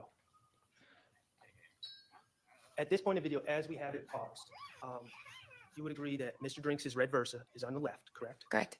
Okay. You would agree that Mr. Stillwell's rented white Audi with tinted windows Yeah, she Correct. did, BB. is in the middle. Absolutely, And she you would did. agree that Mr. Nichols, actually Miss Lewis, Mr. Nichols' wife, that Ford Fusion is on the right, correct? Either the right or staggered behind it, yes. And according to your investigation, Staggered. Mr. Drinks is alone in the car. Yes. Okay. Mr. Stillwell is in the car with Mr. Garlington for your investigation. Correct. And Mr. In the car, the Ford Fusion, we have Mr. Nichols Them watching driving, from the bushes. Mr. Boyer. Correct. That's and me Mr. Monday Park. through Friday. I'm at work watching in the bushes. And your theory is that while at this That's light, live light. Mr. Stillwell shot Mr. Drinks. Correct? I'm not the homicide investigator, so I'm going along with the evidence that was presented to me by homicide. But yes, that's consistent with what Detective Hogan, his case. Well, you know, he swore out a warrant for Shannon Stillwell for actually shooting Mr. Drinks. That's consistent with what Detective Hogan had found. In this video, you can see headlights, correct? Correct. You can see traffic lights, You can see tail lights and traffic lights, yes. and you can see brake lights, correct? Correct. Awesome. Mr. Kokomo, could you just play the video? And I'm just going to ask you to look at the cars closely. Mhm.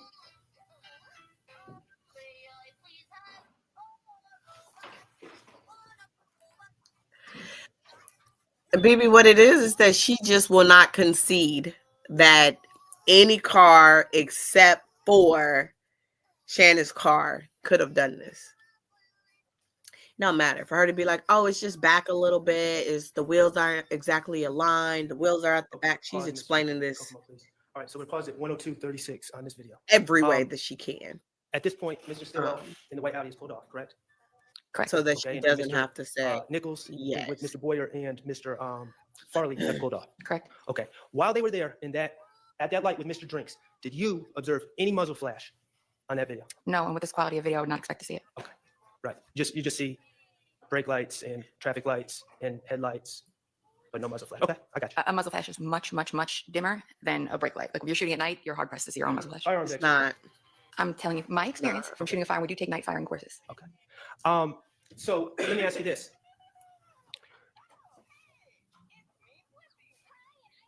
Gunshot residue.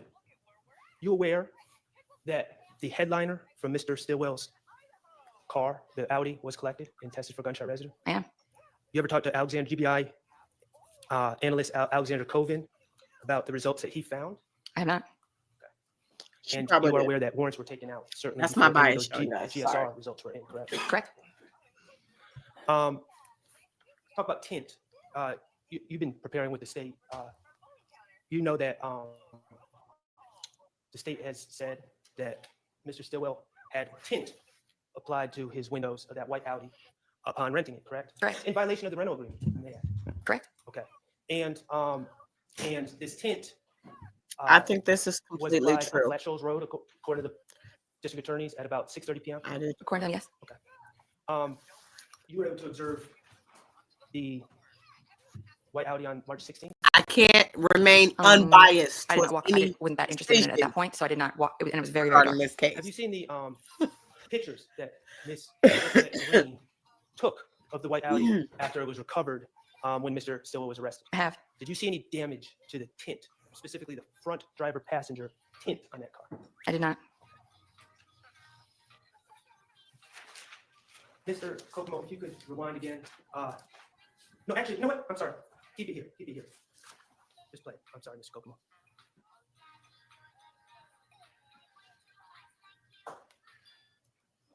Okay. You saw that car speed up behind Mr. Stillwell? Pause it, please. You saw Yes. it? Mr. Stillwell, you're aware that he, well, you've already stated this, he was victimized in the past. Someone shot through the rear windows, killing Tiara Jones. Yes. And now that car that sped up is next to Mr. Drinks, correct? Or approaching Mr. Drinks. It's approaching, but it stopped short of Mr. Drinks. Okay, Mr. Kokomo, if you could please play it. Okay. So now there's a pause. So now there's one car next to Mr. Drinks, correct? It's still not next to him. You can see from the angle that it looks like the front of the car. I'm sorry. The front of the car is like, from what I can see, looks like the front of the car. The front wheels are still towards the back of the vehicle. It is not. I'm looking at this exactly the car. this video. I can't see what she's saying. Ms. Kokomo, if you could please play. The video, the wheels are towards the back.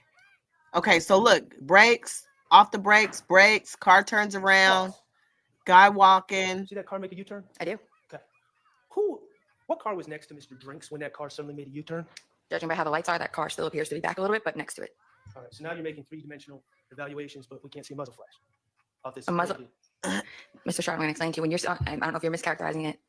When you go to the range, example, to fire your weapons at night and there's a line of shooters, it's not bam, bam, bam, lights everywhere. It's a very, very muted if it shows. So this far away with this quality of video, I would not expect to see that. Okay, well, let's talk about this car. Sure. This car makes a U-turn. Did you see, is there like a train that's crossing that would have let this person know? That's not when to it find another cuts route? out, No. and then Is there it an doesn't come back officer to her. saying, hey, turn Now, around, I turn want around, to you can't play go this way? go back Is there just an a animal little crossing the road bit. that would have made this Okay. man do a U-turn? No. Who is this? Whose car is this? That made I just want to go back just a little bit. Okay, because then it cuts out, and then when it comes back, Hilton is up. Okay, so here's the cars. Third car pulls up. Shannon takes off. Nichols makes. Looks like Nichols makes a right, but I really can't tell Right, so we're because the pausing other at car pulls 102:36 up. on this video. Person on the At this right point, walking. Mr. Stillwell in the white Audi is pulled off, correct? Correct. Okay, and Mr. Oh, here's the person Nichols here. and with Mr. Boyer Walking. and Mr. Farley Cars pulled right off. there. Correct. Okay, while they were there at that light with Mr. Drinks, did you observe any muzzle flash on that video? No, and with this quality of video, I would not expect to see it. Right, you just see brake lights and traffic lights and headlights. And no muzzle flash. Okay, I got you. A muzzle flash is much, much, much dimmer than a brake light. Like if you're shooting at night, you're hard pressed to see your own muzzle flash. But it's Firearms not. expert. I'm telling Especially you at my night. experience from Right. shooting a fire. We do take night firing courses. So let me ask you this.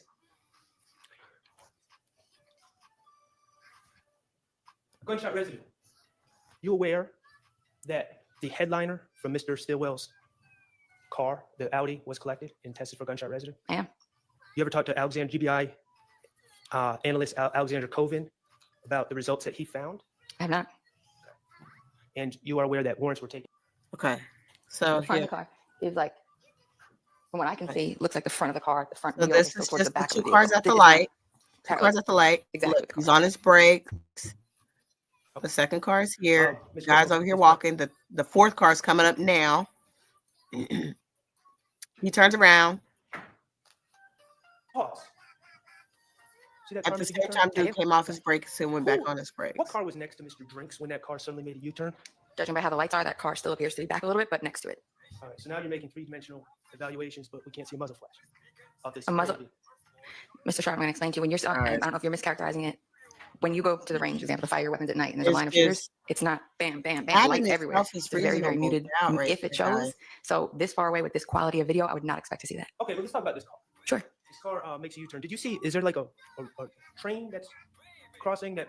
I've let looked this at person that know so not many to find another times, and route? I'm just like, Is there an officer saying, hey, turn around, I'm turn like, around, you can't come this way? No. Is there an animal crossing the that road guy that comes would have off made his this man brakes, do a goes U-turn? back on his No. brakes, Who is this? and then that Car is car that takes U-turn? off I don't know. and turns Okay, left from Did the we- middle do you know if lane. anyone ever tried to use these You know what I license mean? plate It turns readers to left from determine the middle whose car that lane, is, so we can figure out, talk to them about why they made that sudden and U-turn? nobody even addressed That it. would be part of Detective Nobody wants Hogan's to talk investigation, but I do about not. Why is that not being Could- discussed? Why wouldn't that be reason enough to look for that car? So we lose the stream from Lion Crime from like, what is this? 3:37 hours. And then it comes back.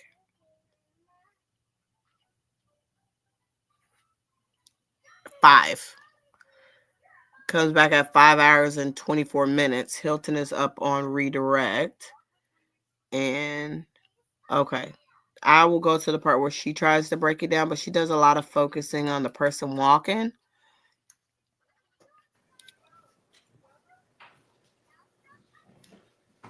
But I'm only doing this so I could see the lights again for the car. Because, like,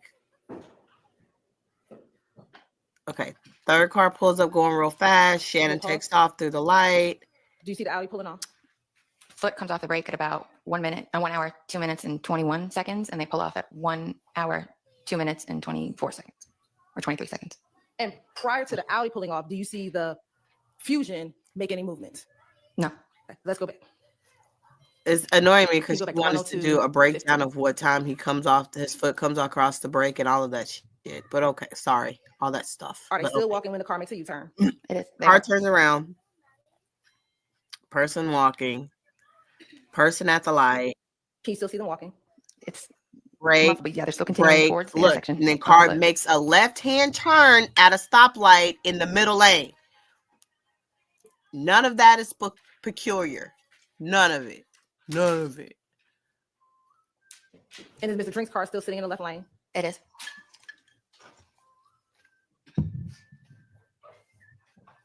Do you still see the individual walking? You see, surfs him right here. It's All very right, we're gonna go past hard to the see, but you see the movement right here. lore situation. And he's still walking towards the light? correct. On Windsor Street, where the individual is walking, what is to the right of where he's walking? I believe I remember correctly, some bushes or shrubbery, or there may be a wall of some sort. I can't. 100%. You hear her say it's the bushes, but she told Max there Now- were no bushes there. I'm gonna- I really don't like that. On Windsor, right there. I don't know if there's one right there that would have caught it clear enough. Okay, well, what LPRs did the car that sped up behind Mr. Stillwell that has not been tested for gunshot residue? What LPRs did that hit? You'd have to ask Detective Hogan. Okay, wait. You keep saying ask Detective Hogan. One minute you're on the side of Windsor Street trying to find homeless people as part of this case. Correct. And the next minute you don't know anything about the case and it's ask Detective Hogan. That's not what I said. Okay, well, Yeah, I wanna that is know what if you know said. If any LPRs were run on the make and model of any cars besides the white Audi, the Ford Fusion, and the red Versa. Do you know if any other LPRs were run or even attempted to be run? First, I wasn't in charge of running the LPRs for the case, Okay. and if they were running it by make and model, that maybe they saw. If you have a make and model, it's much easier than just say not having one that you're looking for. You talked about the phone conversation between Mr. Stillwell and Mr. Garlington about he never told Mr. Garlington, I don't know why I'm being arrested or something to that effect. Or I don't Correct. understand. Okay, when people are arrested, you've arrested people before, right? Correct. Okay, and you typically tell them what the charges are. You give them that courtesy. Yes, of course. You tell them what you're arresting them for. Of course. Okay, they don't have to agree with you, but you do inform them. Correct. Okay, so are you saying that Mr. Garlington is the first person that Mr. Stillwell would have talked to after being arrested on that jail call or that phone conversation? Is that what you're saying? No, he'd been in custody for a minute at that Okay, point. and you would agree that there's probably been significant Grabbing me ability all for aggressively. the people that arrested him, Give me some sugar. other people involved with the case to inform him what his charges are Thank you. and generally what he's accused of. I don't think that's what Ms. Hilton meant. That's not how I took the question from me. We pulled out this I mapping know it was information another for detective that helped with the LPRs. It wasn't the call Burrito. on She March 15th identified at 2 a.m. Correct. And it showed Shannon. that, remember that radius? And it was Mechanicsville. Correct. Mechanicsville is Miles in fact Harley in in the the city of Atlanta. video correct? in the Correct. gas It's in station. the city. Correct. And finally, just one other thing I wanted to ask you about. This night, could you do me a huge favor? I think it's 471 DB. Could you publish? If I'm not mistaken, I think they called Belknap to help identify Nichols, but she identified Shannon and Miles Harley.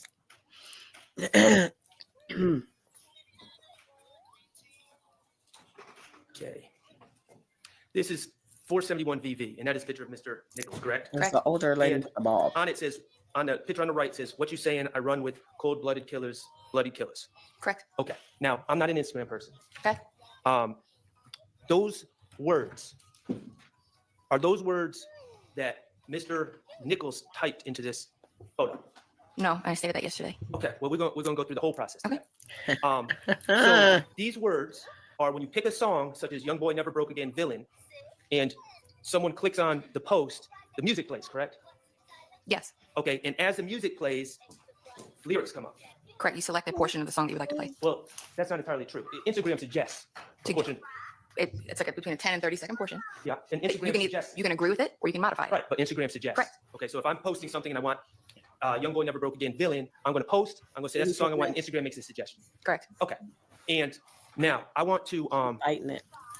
go to the video. Miss Knight, can you help me out with the VVA? Thank you, Miss Knight. 471 VVA.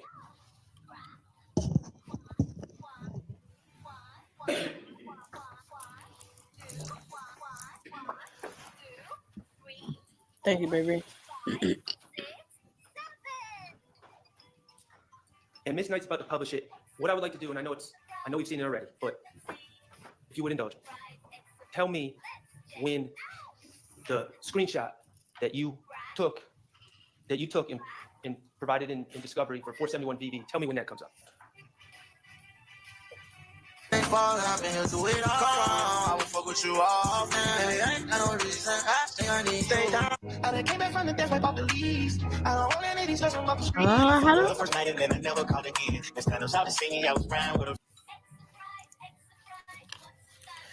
All right.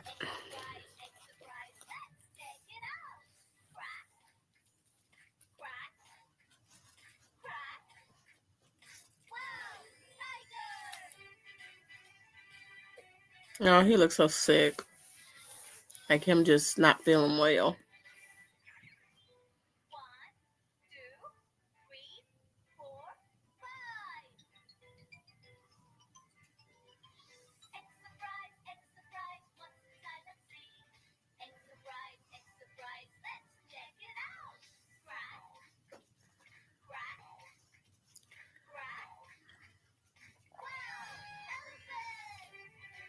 This is where it gets interesting. So it was here the longest to catch all the words. Then here, y'all see how playing it regular, it jumps from one screen to the next? What is that? A bag of money that he's holding like that, I think. And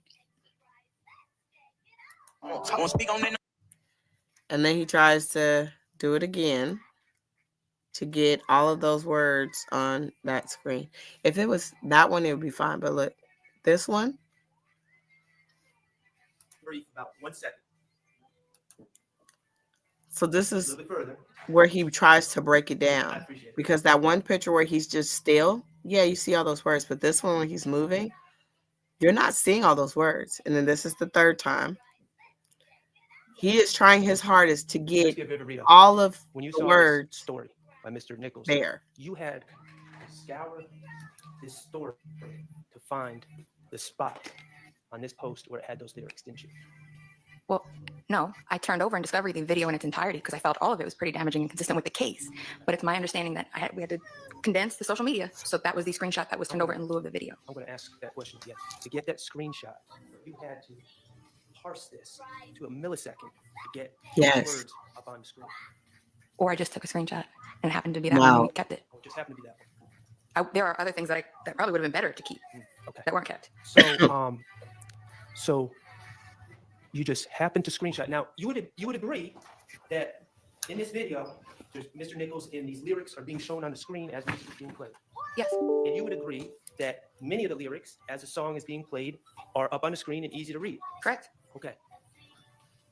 Right before the lyrics become easy to read, there is a split second, a millisecond, that has those lyrics in that picture. 471 BB, isn't that correct?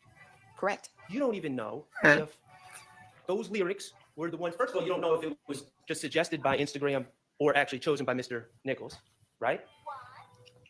The song was chosen by Mr. Yeah, Nichols. of course the song. Okay. Talk about the lyrics. You don't know if it was the Instagram choosing these lyrics because these are the most popular ones in the song, and they make a suggestion.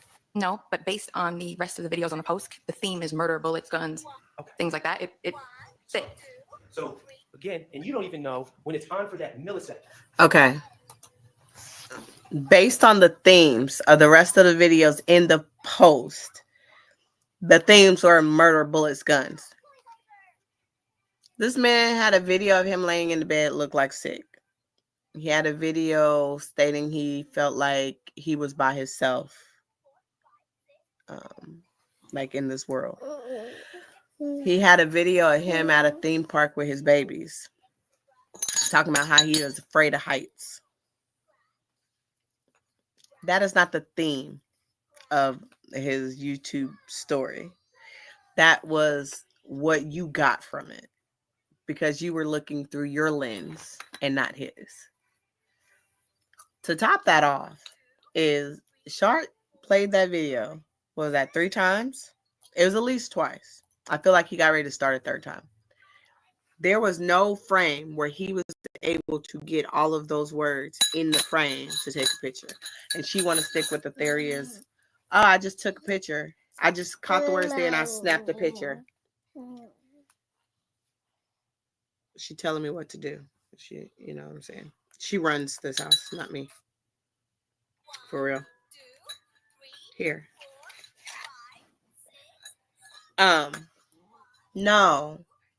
She made that thing. She broke that thing down so she could get that picture, and she knows she did. And instead of just admitting, like, yeah, I took my time and I broke the video down frame by frame by frame so that I could see what the words were, and then I decided to take the picture of that word because that shot, because I felt like that was the most damaging of all of the frames in this picture, and turn it over in discovery for you guys, because you didn't want the video, so they gave me the video and told me to go through and scour the video to look for the most damaging part. So that's what I did, and this is what I found, and I turned it over to you guys so you can have it, because that's my job.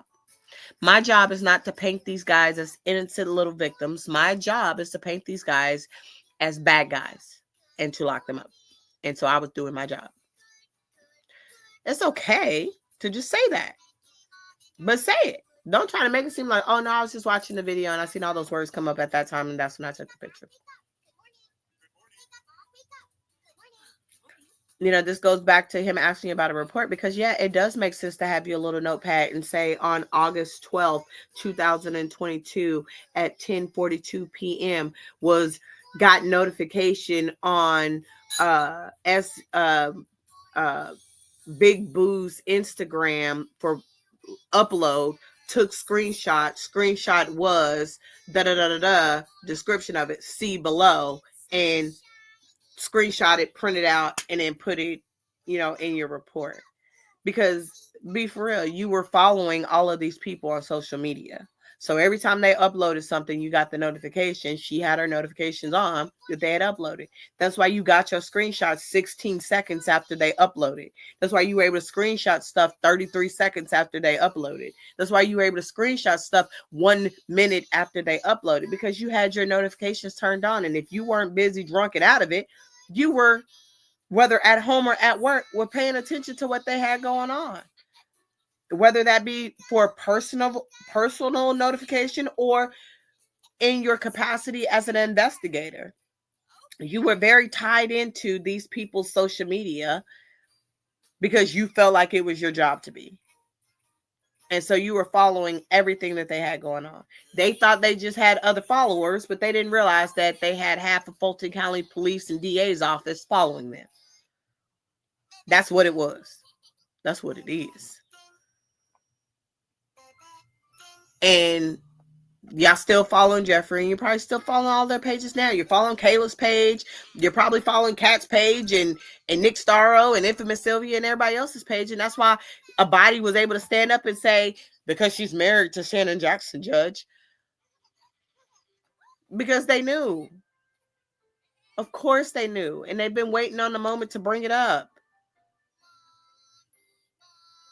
You know what I mean? Like, these guys thought that they were talking on secure phone lines, but you guys knew they weren't, because you had the cell phones in the jails tapped, and you had Jamekion Garlington's phones tapped, and you had Obama's phone tapped. You guys knew what was going on. And the simple fact that you try to act there like everything is so nonchalant and so just inadvertent, you got all this information. No, you went looking for it, and that's why you found it. Because you went looking for it. But you're taking someone else's words and making it fit your scenario. I've never really listened to any of Young Boy's music. I have a daughter that loves his music, and she says because he has a song for every way that you're feeling or whatever. I'm a little bit older. I would equate that to Tupac. You know what I mean? Like, I would equate that to a Shanti record. You know what I'm saying? Like, whatever. But generations are different, and every generation is different. And, she loves Young Boy's music. So, I get it. I get the correlation there. But let's stop acting like it was innocently doing your job and you just happened to see this, because on that white screen, when he bobbing his head back and forth, you cannot see all those words on that screen at the same time. Again, she had to really break that down frame by frame to get all of those words, because Sharp just tried to do it and he could not accomplish that, but she did. And then she's like, oh, I just took a screenshot. And then she turns around and says, oh, well, I took several.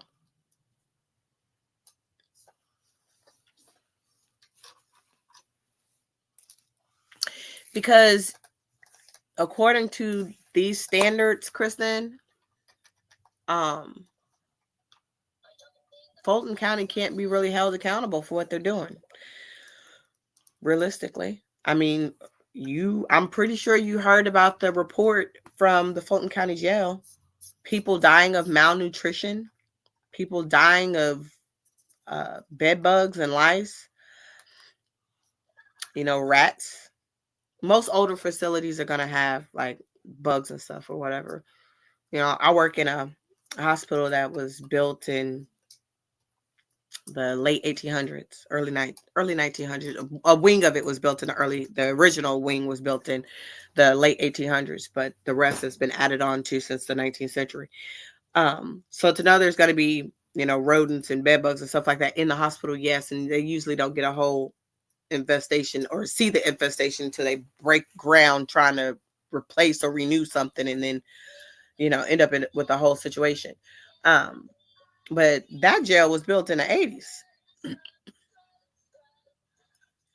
Probably only meant, according to documentation, only meant to house half of the population that it's housing. But again, knowingly and willingly, you keep using that in this, knowingly and willingly. You knowingly and willingly put members of one gang in a pod with members of another gang, and then act all surprised when that person gets beat up or ends up with a weapon in their cell and says, well, they shouldn't have this. When you have documented proof now that people have been SA'd, people have been attacked, what do you expect them to do? I mean, I'm bigger than Miles Farley, and I'm 160 pounds, but only 5 foot and half an inch tall, but I'm still bigger than him. I don't have a bunch of street creds, but I can fight. I'm pretty sure he can too. But what can you do when 6 people jump on you?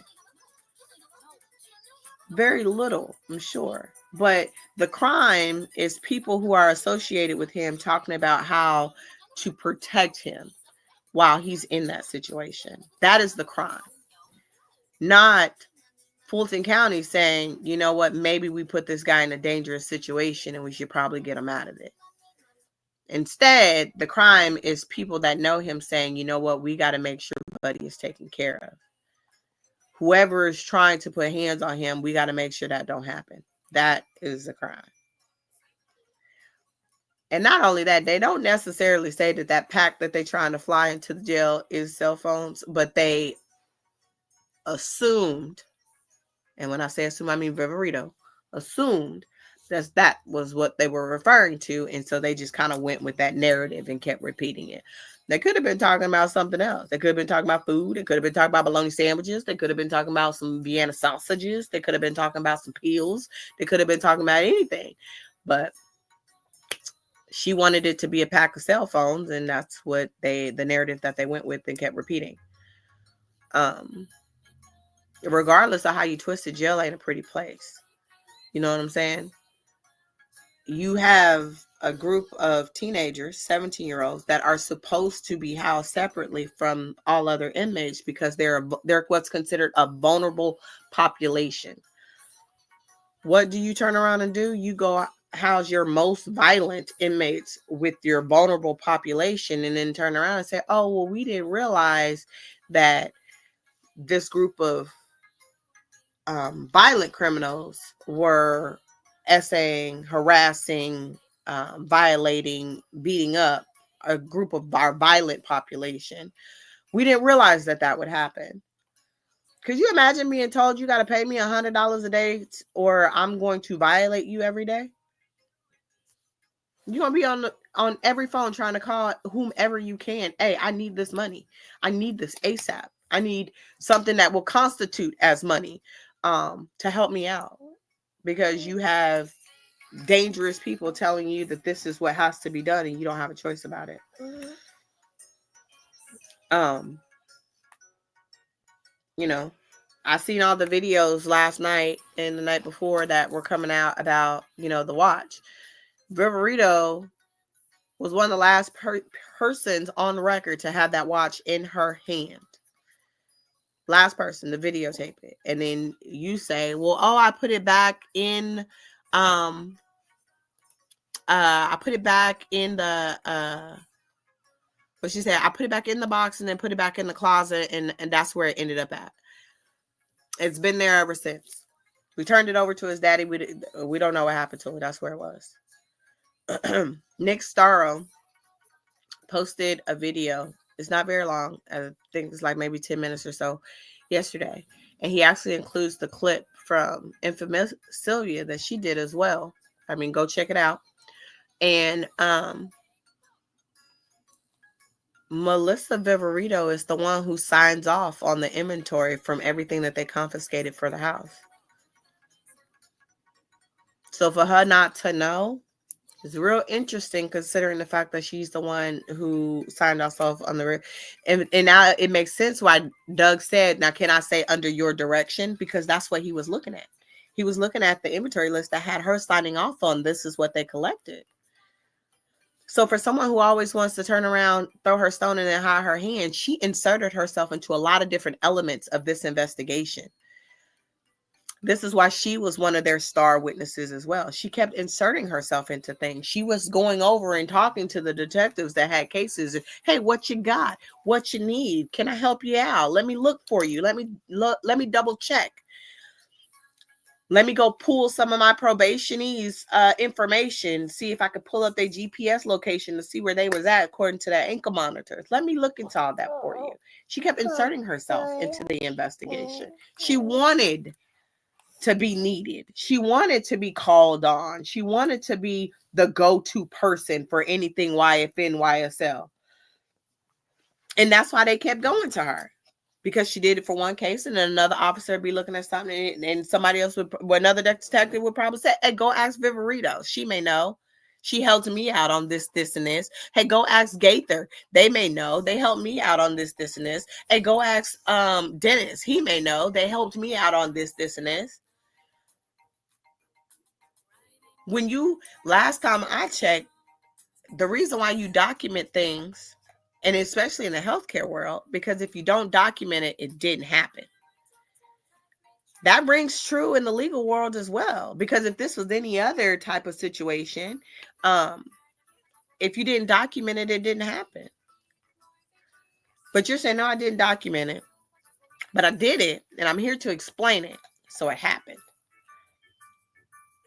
It has to be true, because you're so what? Because your position of authority is the one that dictates whether or not you're believable. But then at the same time that you decided to let everyone know that, hey, YSL may have had officers on the payroll. How we know YFN didn't have you on the payroll? If we just want to be putting stuff out there, and I know nothing of that. This is just me being facetious and making a statement that could apply to both sides.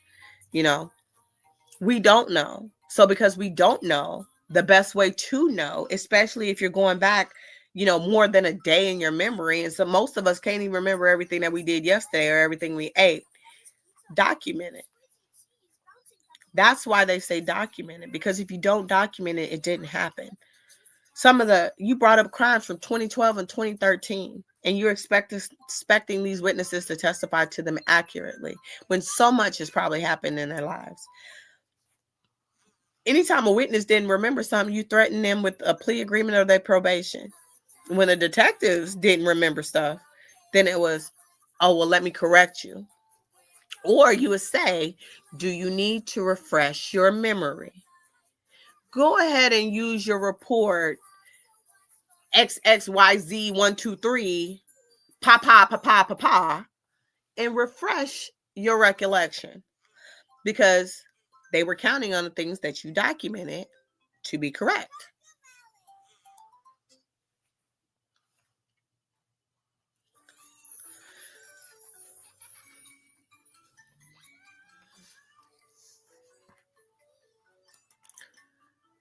This is real life right here. Work in the medical field. No people, no nursing staff that, have to go to court, that's had to go to court and testify in trials regarding something that's happened. Very real. Very real.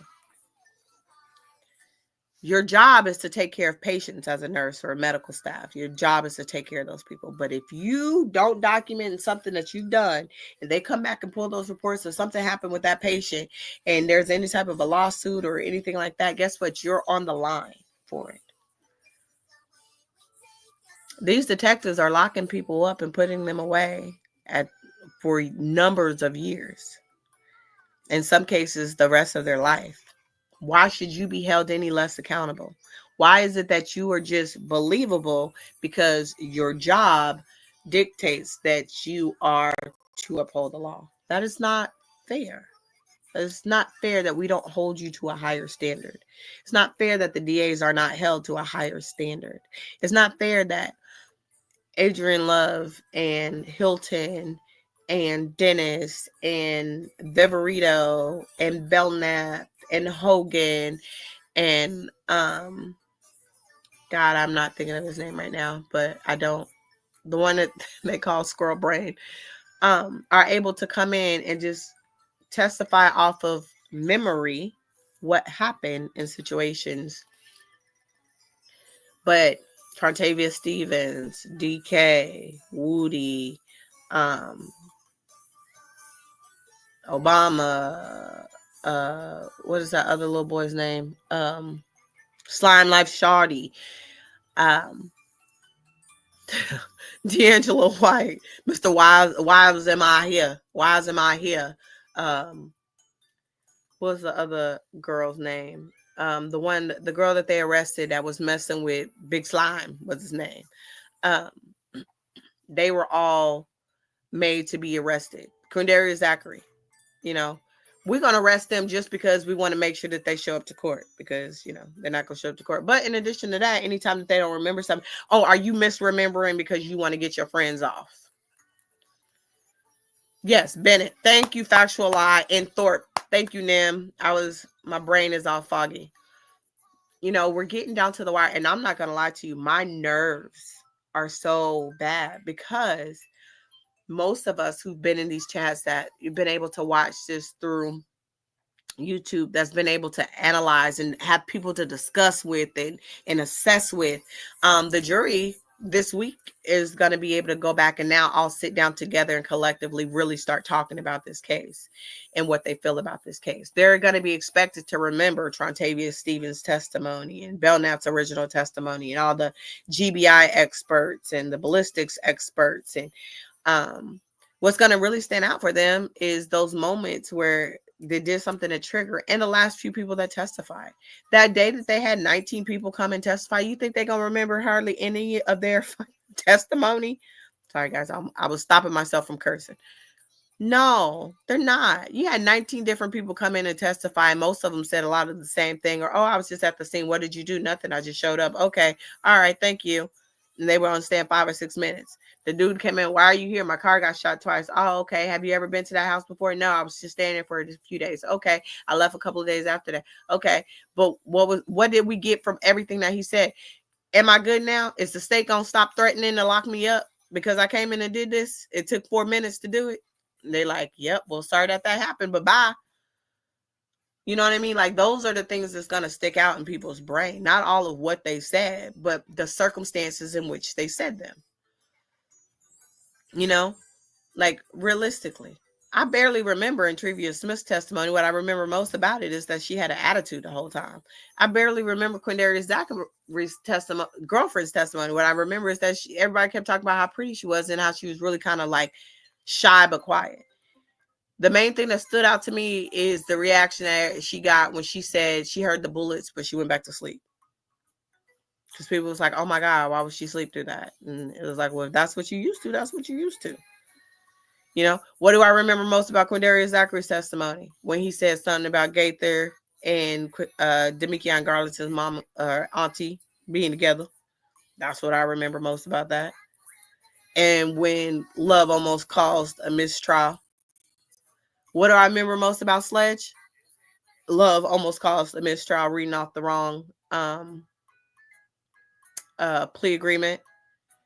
And then I remember his lawyer more than anything, because that whole situation happened with the whole factual acknowledgments, and we found out that Love basically just created them on the fly, and they didn't agree to them. But basically what happened is within 12 hours they were like, hey, you going up for this plea agreement before Glanville, you want to get out or not? If you want to get out, you need to sign off on this. If you don't, then keep talking or stay quiet.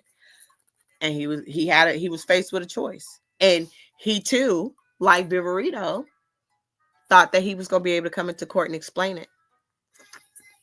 Ain't that what Viverito said? I didn't make reports because I thought I'd be able to come into court and explain it. Sledge said that same thing. He said, yeah, I signed off on it to get out of jail, but I thought I'd be able to come in court and explain it. That's what y'all told me. I could come in court and explain it. And they said, no, brother. No.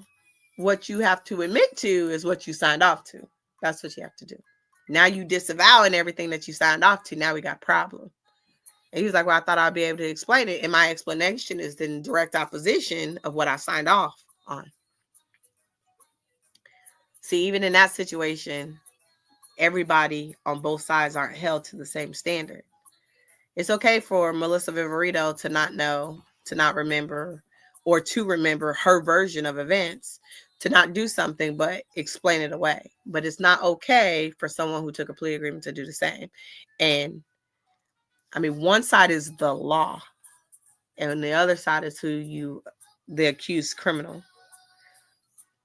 And the criminal is held to a higher standard than the law. Is that not twisted? Is that not twisted? That our criminals are held to a higher standard, or assumed criminals, or, probable criminals are held to a higher standard than the law enforcement that arrests them. They're not even held to that same standard. Nor is the law enforcement that houses them, because people are passing away in the Fulton County Jail. Neither is the district attorney's office that gets to prosecute them, because they get to make up the story as they go along. That really puts things into perspective. Everybody keeps talking about, oh, there's going to be so much law that is possibly created off of this case, based on this case. Do you think any of that law is going to be in favor of the proposed criminal? The law is going to be to help negate the responsibility of the triers of fact in those situations. It's going to be put in place to help the DA's office and the investigators have to provide less evidence and to have to prove less than what they did before in order to come up with a conviction. It ain't going to be to the advantage of the proposed criminal. It's really not.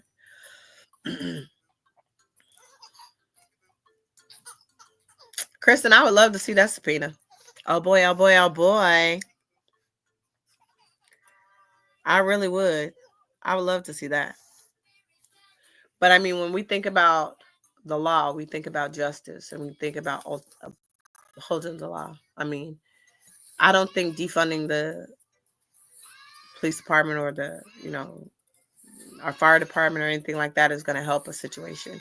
I honestly think holding them accountable is what will help the situation. Having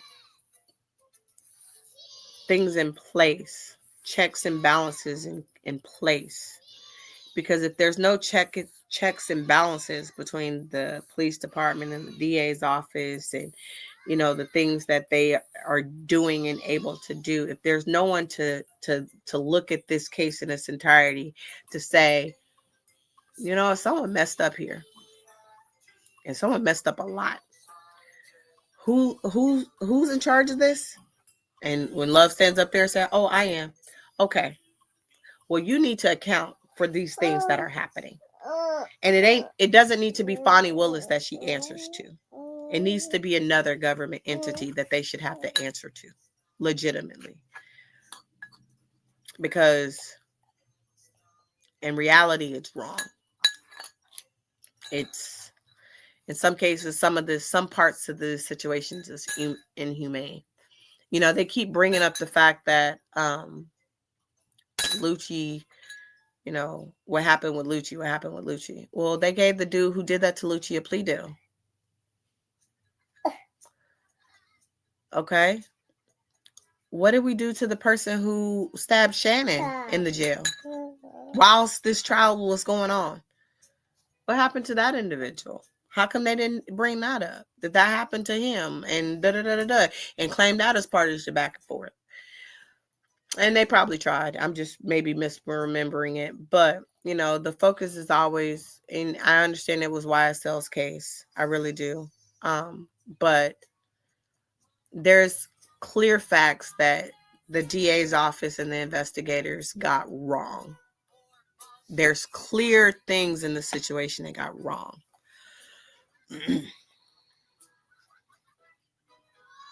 How do I make you a mod? I don't know how to do that. Factual lie, tell me how to do that.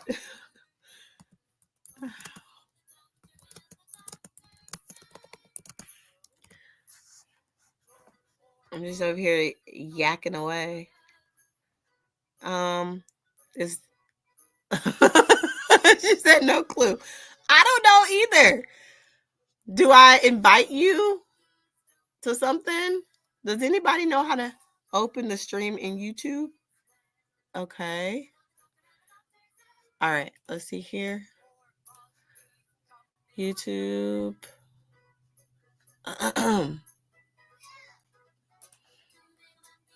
Hold on, let me remove this. All right. Cat, I'm paying attention. So open my streaming YouTube. Let me pull it up. Mochaizme.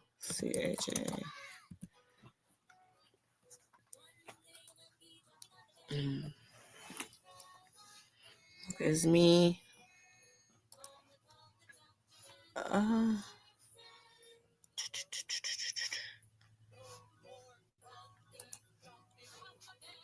Okay. All right. I am opening the stream. What she says. Then hover factualized name in the chat. You get a 3-dot option to mod someone. Okay. Let me see. All right. Factual lie. Boom, boom, boom. Oh, there you go. Thank you, Kat. Imagine.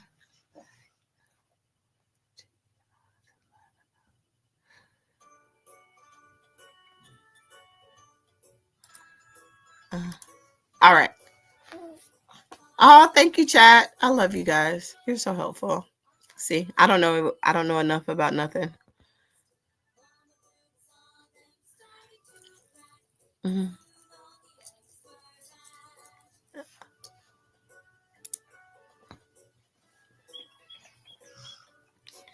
Yeah.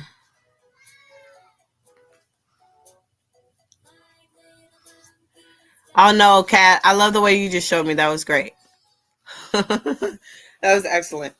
I just knew this girl was gonna be asleep by now, but she is not. She is trying to suffer through this, but it's too late now. She's gonna be up until bedtime at 8:30 now. But yeah, guys, I don't know. I don't know what's gonna happen. I'm excited and nervous for closing arguments.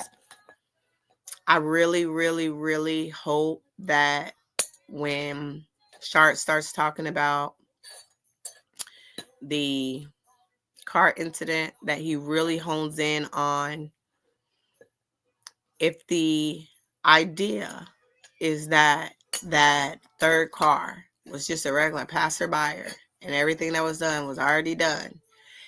Why didn't they get in the left-hand turning lane to make a left-hand turn? Why did they go to the middle lane? The car comes off the brakes, goes back on the brakes, and then they go through and make a left-hand turn at the light. And Hilton had already said that the middle lane wasn't a turning lane, and Viverito admitted to that.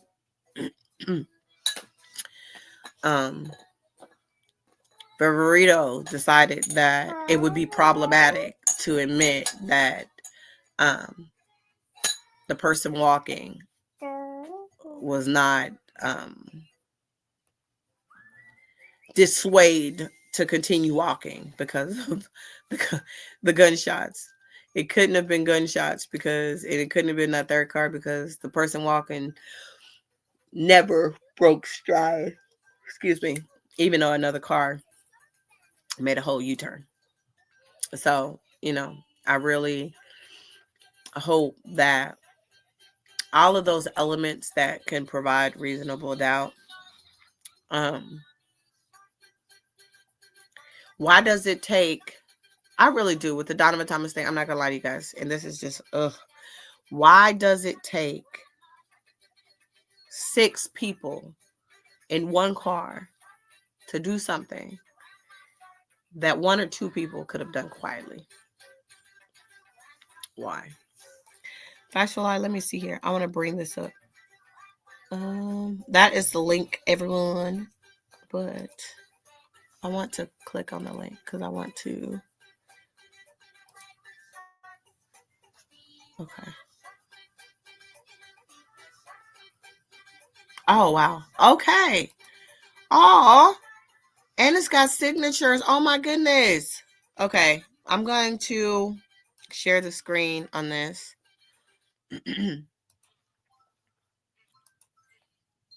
Oh, my goodness. All right. This petition, demand fairness for Mr. Antonio Sledge, disavow retaliatory punishment. Oh, wow, guys.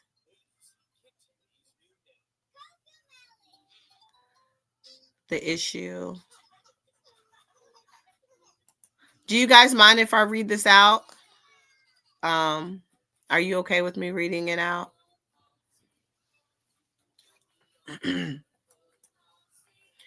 On October 18, 2024, Antonio Sledge, also known as Mochaizme, faced a probation revocation hearing at Fulton County Courthouse.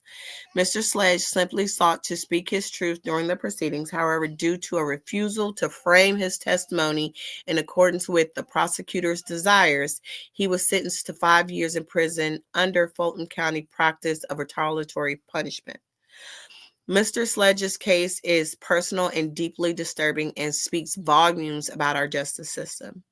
He has been deemed as just another playing piece in a larger game of state scare tactics, facing wrongful conviction and being used to serve as punitive rather than corrective purpose. But he is a living being with needs, being confined 24 hours a day and afforded barely any communication with his loved ones. This dire situation demands our attention and actions to uphold the ideas of justice and equity. Mr. Sledge was living his life right upon release, and his family is in desperate need of his return. Despite numerous attempts, his legal representation remains unresponsive, shedding light on the difficulties encountered by defendants in similar circumstances. It's time to stand up for Mr. Antonio Sledge and demand justice. His case is not just about him, but about standing up against a justice system that too often prioritizes punishment over rehabilitation. We urge the relevant authorities to review and aid Mr. Sledge's case, ensuring justice is served. Please help Mr. Sledge return home to his family who needs him the most by signing this petition and demanding fairness for all.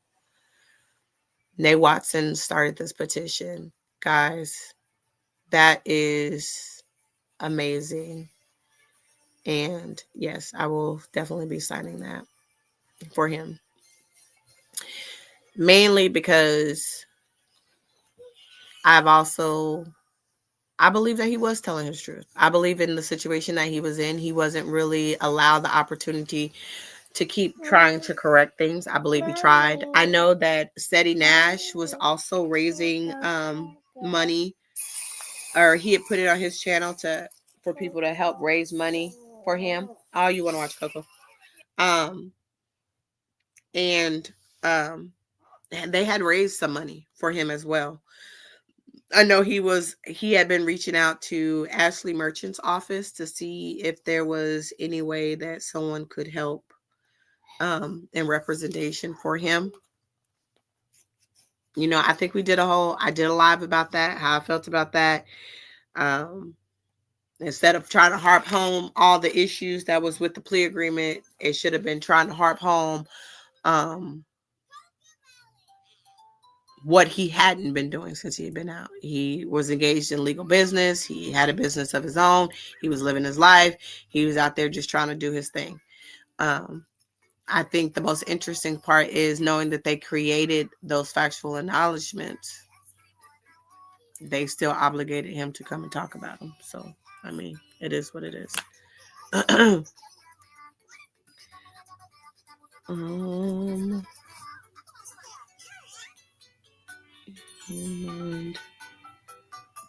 going by there.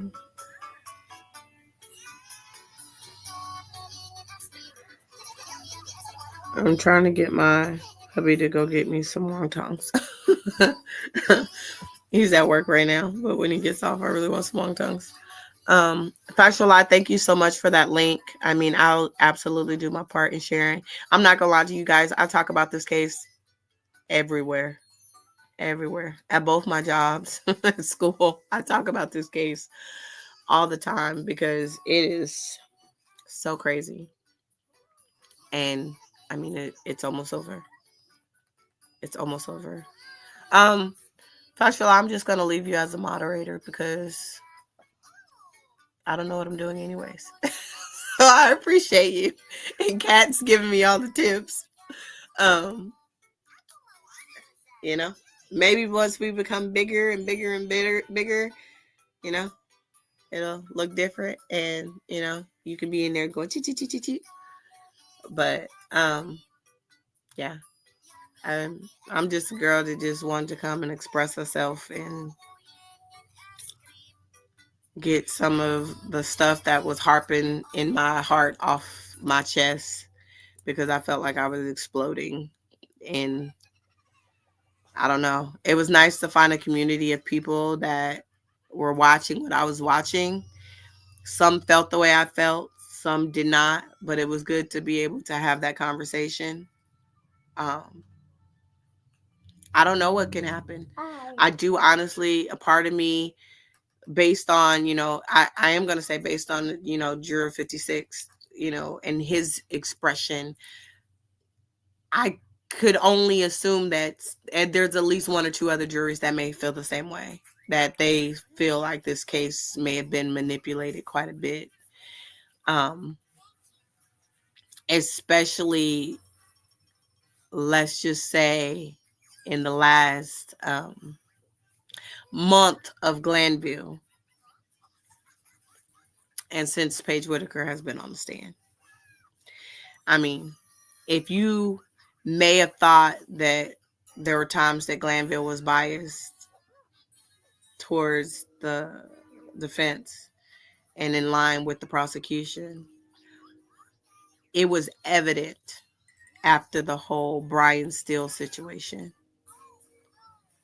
Y'all remember that day that Glanville like overruled almost every single objection from the defense?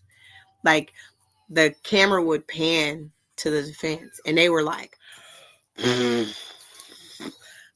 Brian Steele was losing it because it didn't matter. The state was having their way.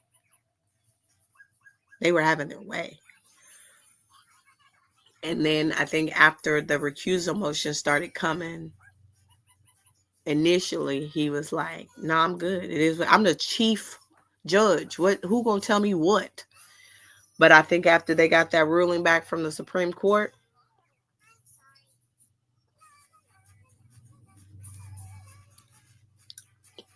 I think the judge was like, "Okay, hold on, wait."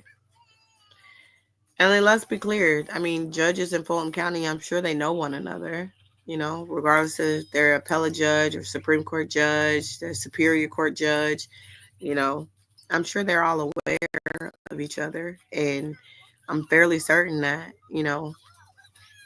some counterpart, federal court judge or not, called him and said, "Look, this is gonna be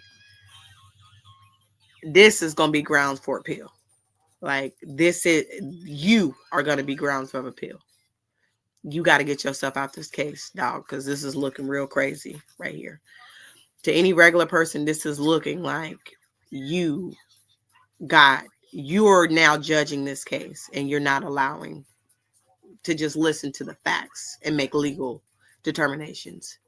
You're being clearly biased in your decision making."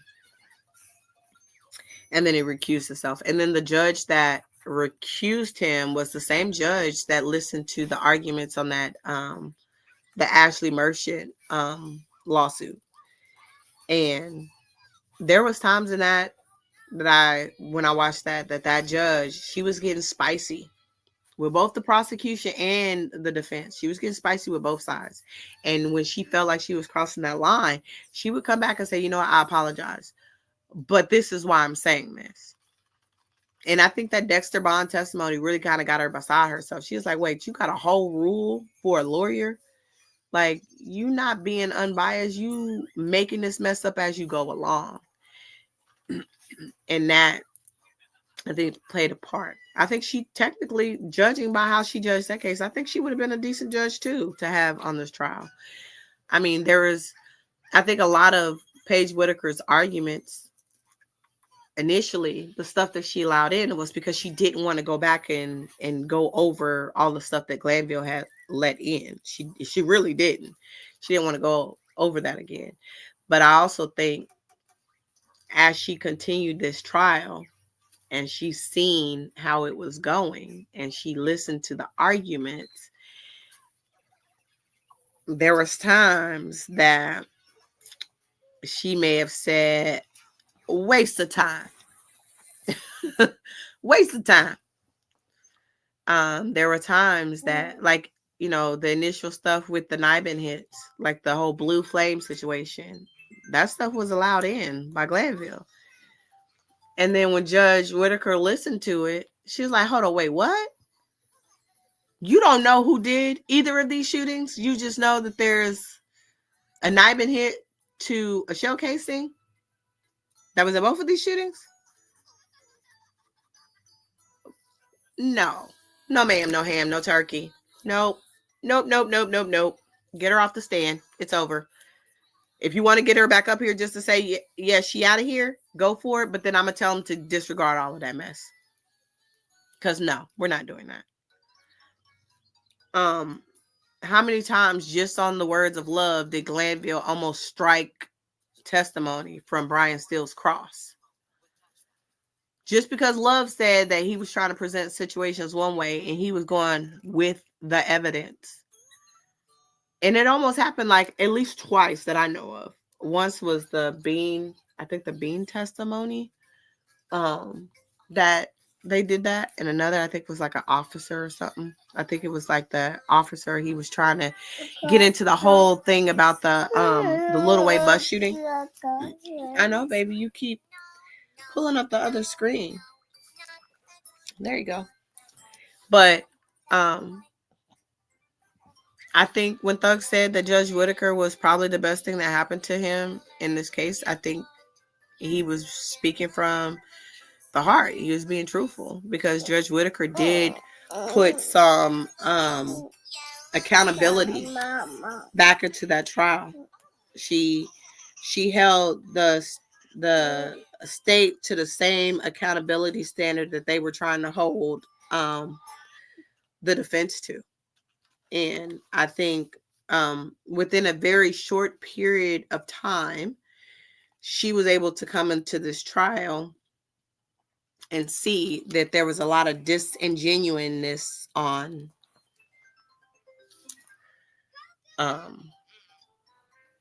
the prosecution side. I mean, that day that they all argued, when they did the bond motions after she first took over, was that day 100, I want to say, or day 101, when they did the whole thing and Love was like, she had never argued the need to present substantive evidence, evidence if it could be used as substantive and impeachment. She said she had never argued that in front of Glanville before, but she did, and she argued it in the Bean situation. She said, no, Judge, this is the first time that I've ever said that this is this and this is this. And she was like, pretty much, I implore you to take your duty of candor to the court with a little bit more seriousness. I think those were the words that she used. And Love was like, respectfully, Judge, I take it very serious. The judge had already knew she was lying. The judge knew she was lying about that already. How many times after that day did Love bring up evidence that she did not share with the defense?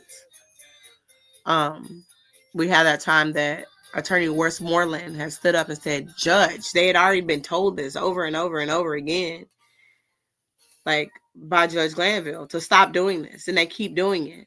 And the argument is always, well, they'll have plenty of time to review it, so it's fine. No. And the judge was like, you know what? I don't want to have to implore sanctions, but I will. You know? Do y'all really think the Gaither file would have appeared if Glanville was still on this case? No, because he already told them that he was gonna remedy that if it did. He may be willing to call, a mistrial or something if it did. And they didn't want that to come out. That's why it appeared with Whitaker. I don't know. It's just, there's so much shade in this case that it makes any regular person question what's real and what's not. Because if we're just looking at the evidence that we can see with our own two eyes and what we're paying attention to, we're like, this doesn't completely align with what the state is saying happened. It doesn't.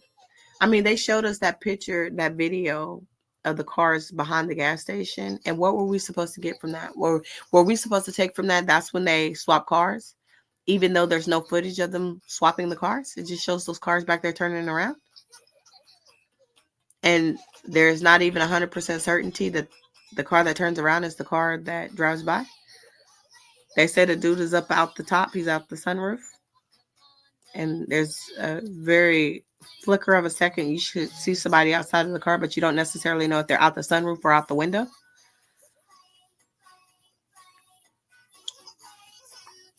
Like, I mean, and not to conflate issues, but I mean, in the Semel Drinks case, there's a white car at the pump that there's a passenger seat rider, and the passenger seat rider gets out the car and then gets in the driver's seat. You never see the person in the driver's seat switch sides. We just assume that person climbs over into the passenger seat. They could have potentially done that. I mean, if they were all about trying to, be willing to do stuff.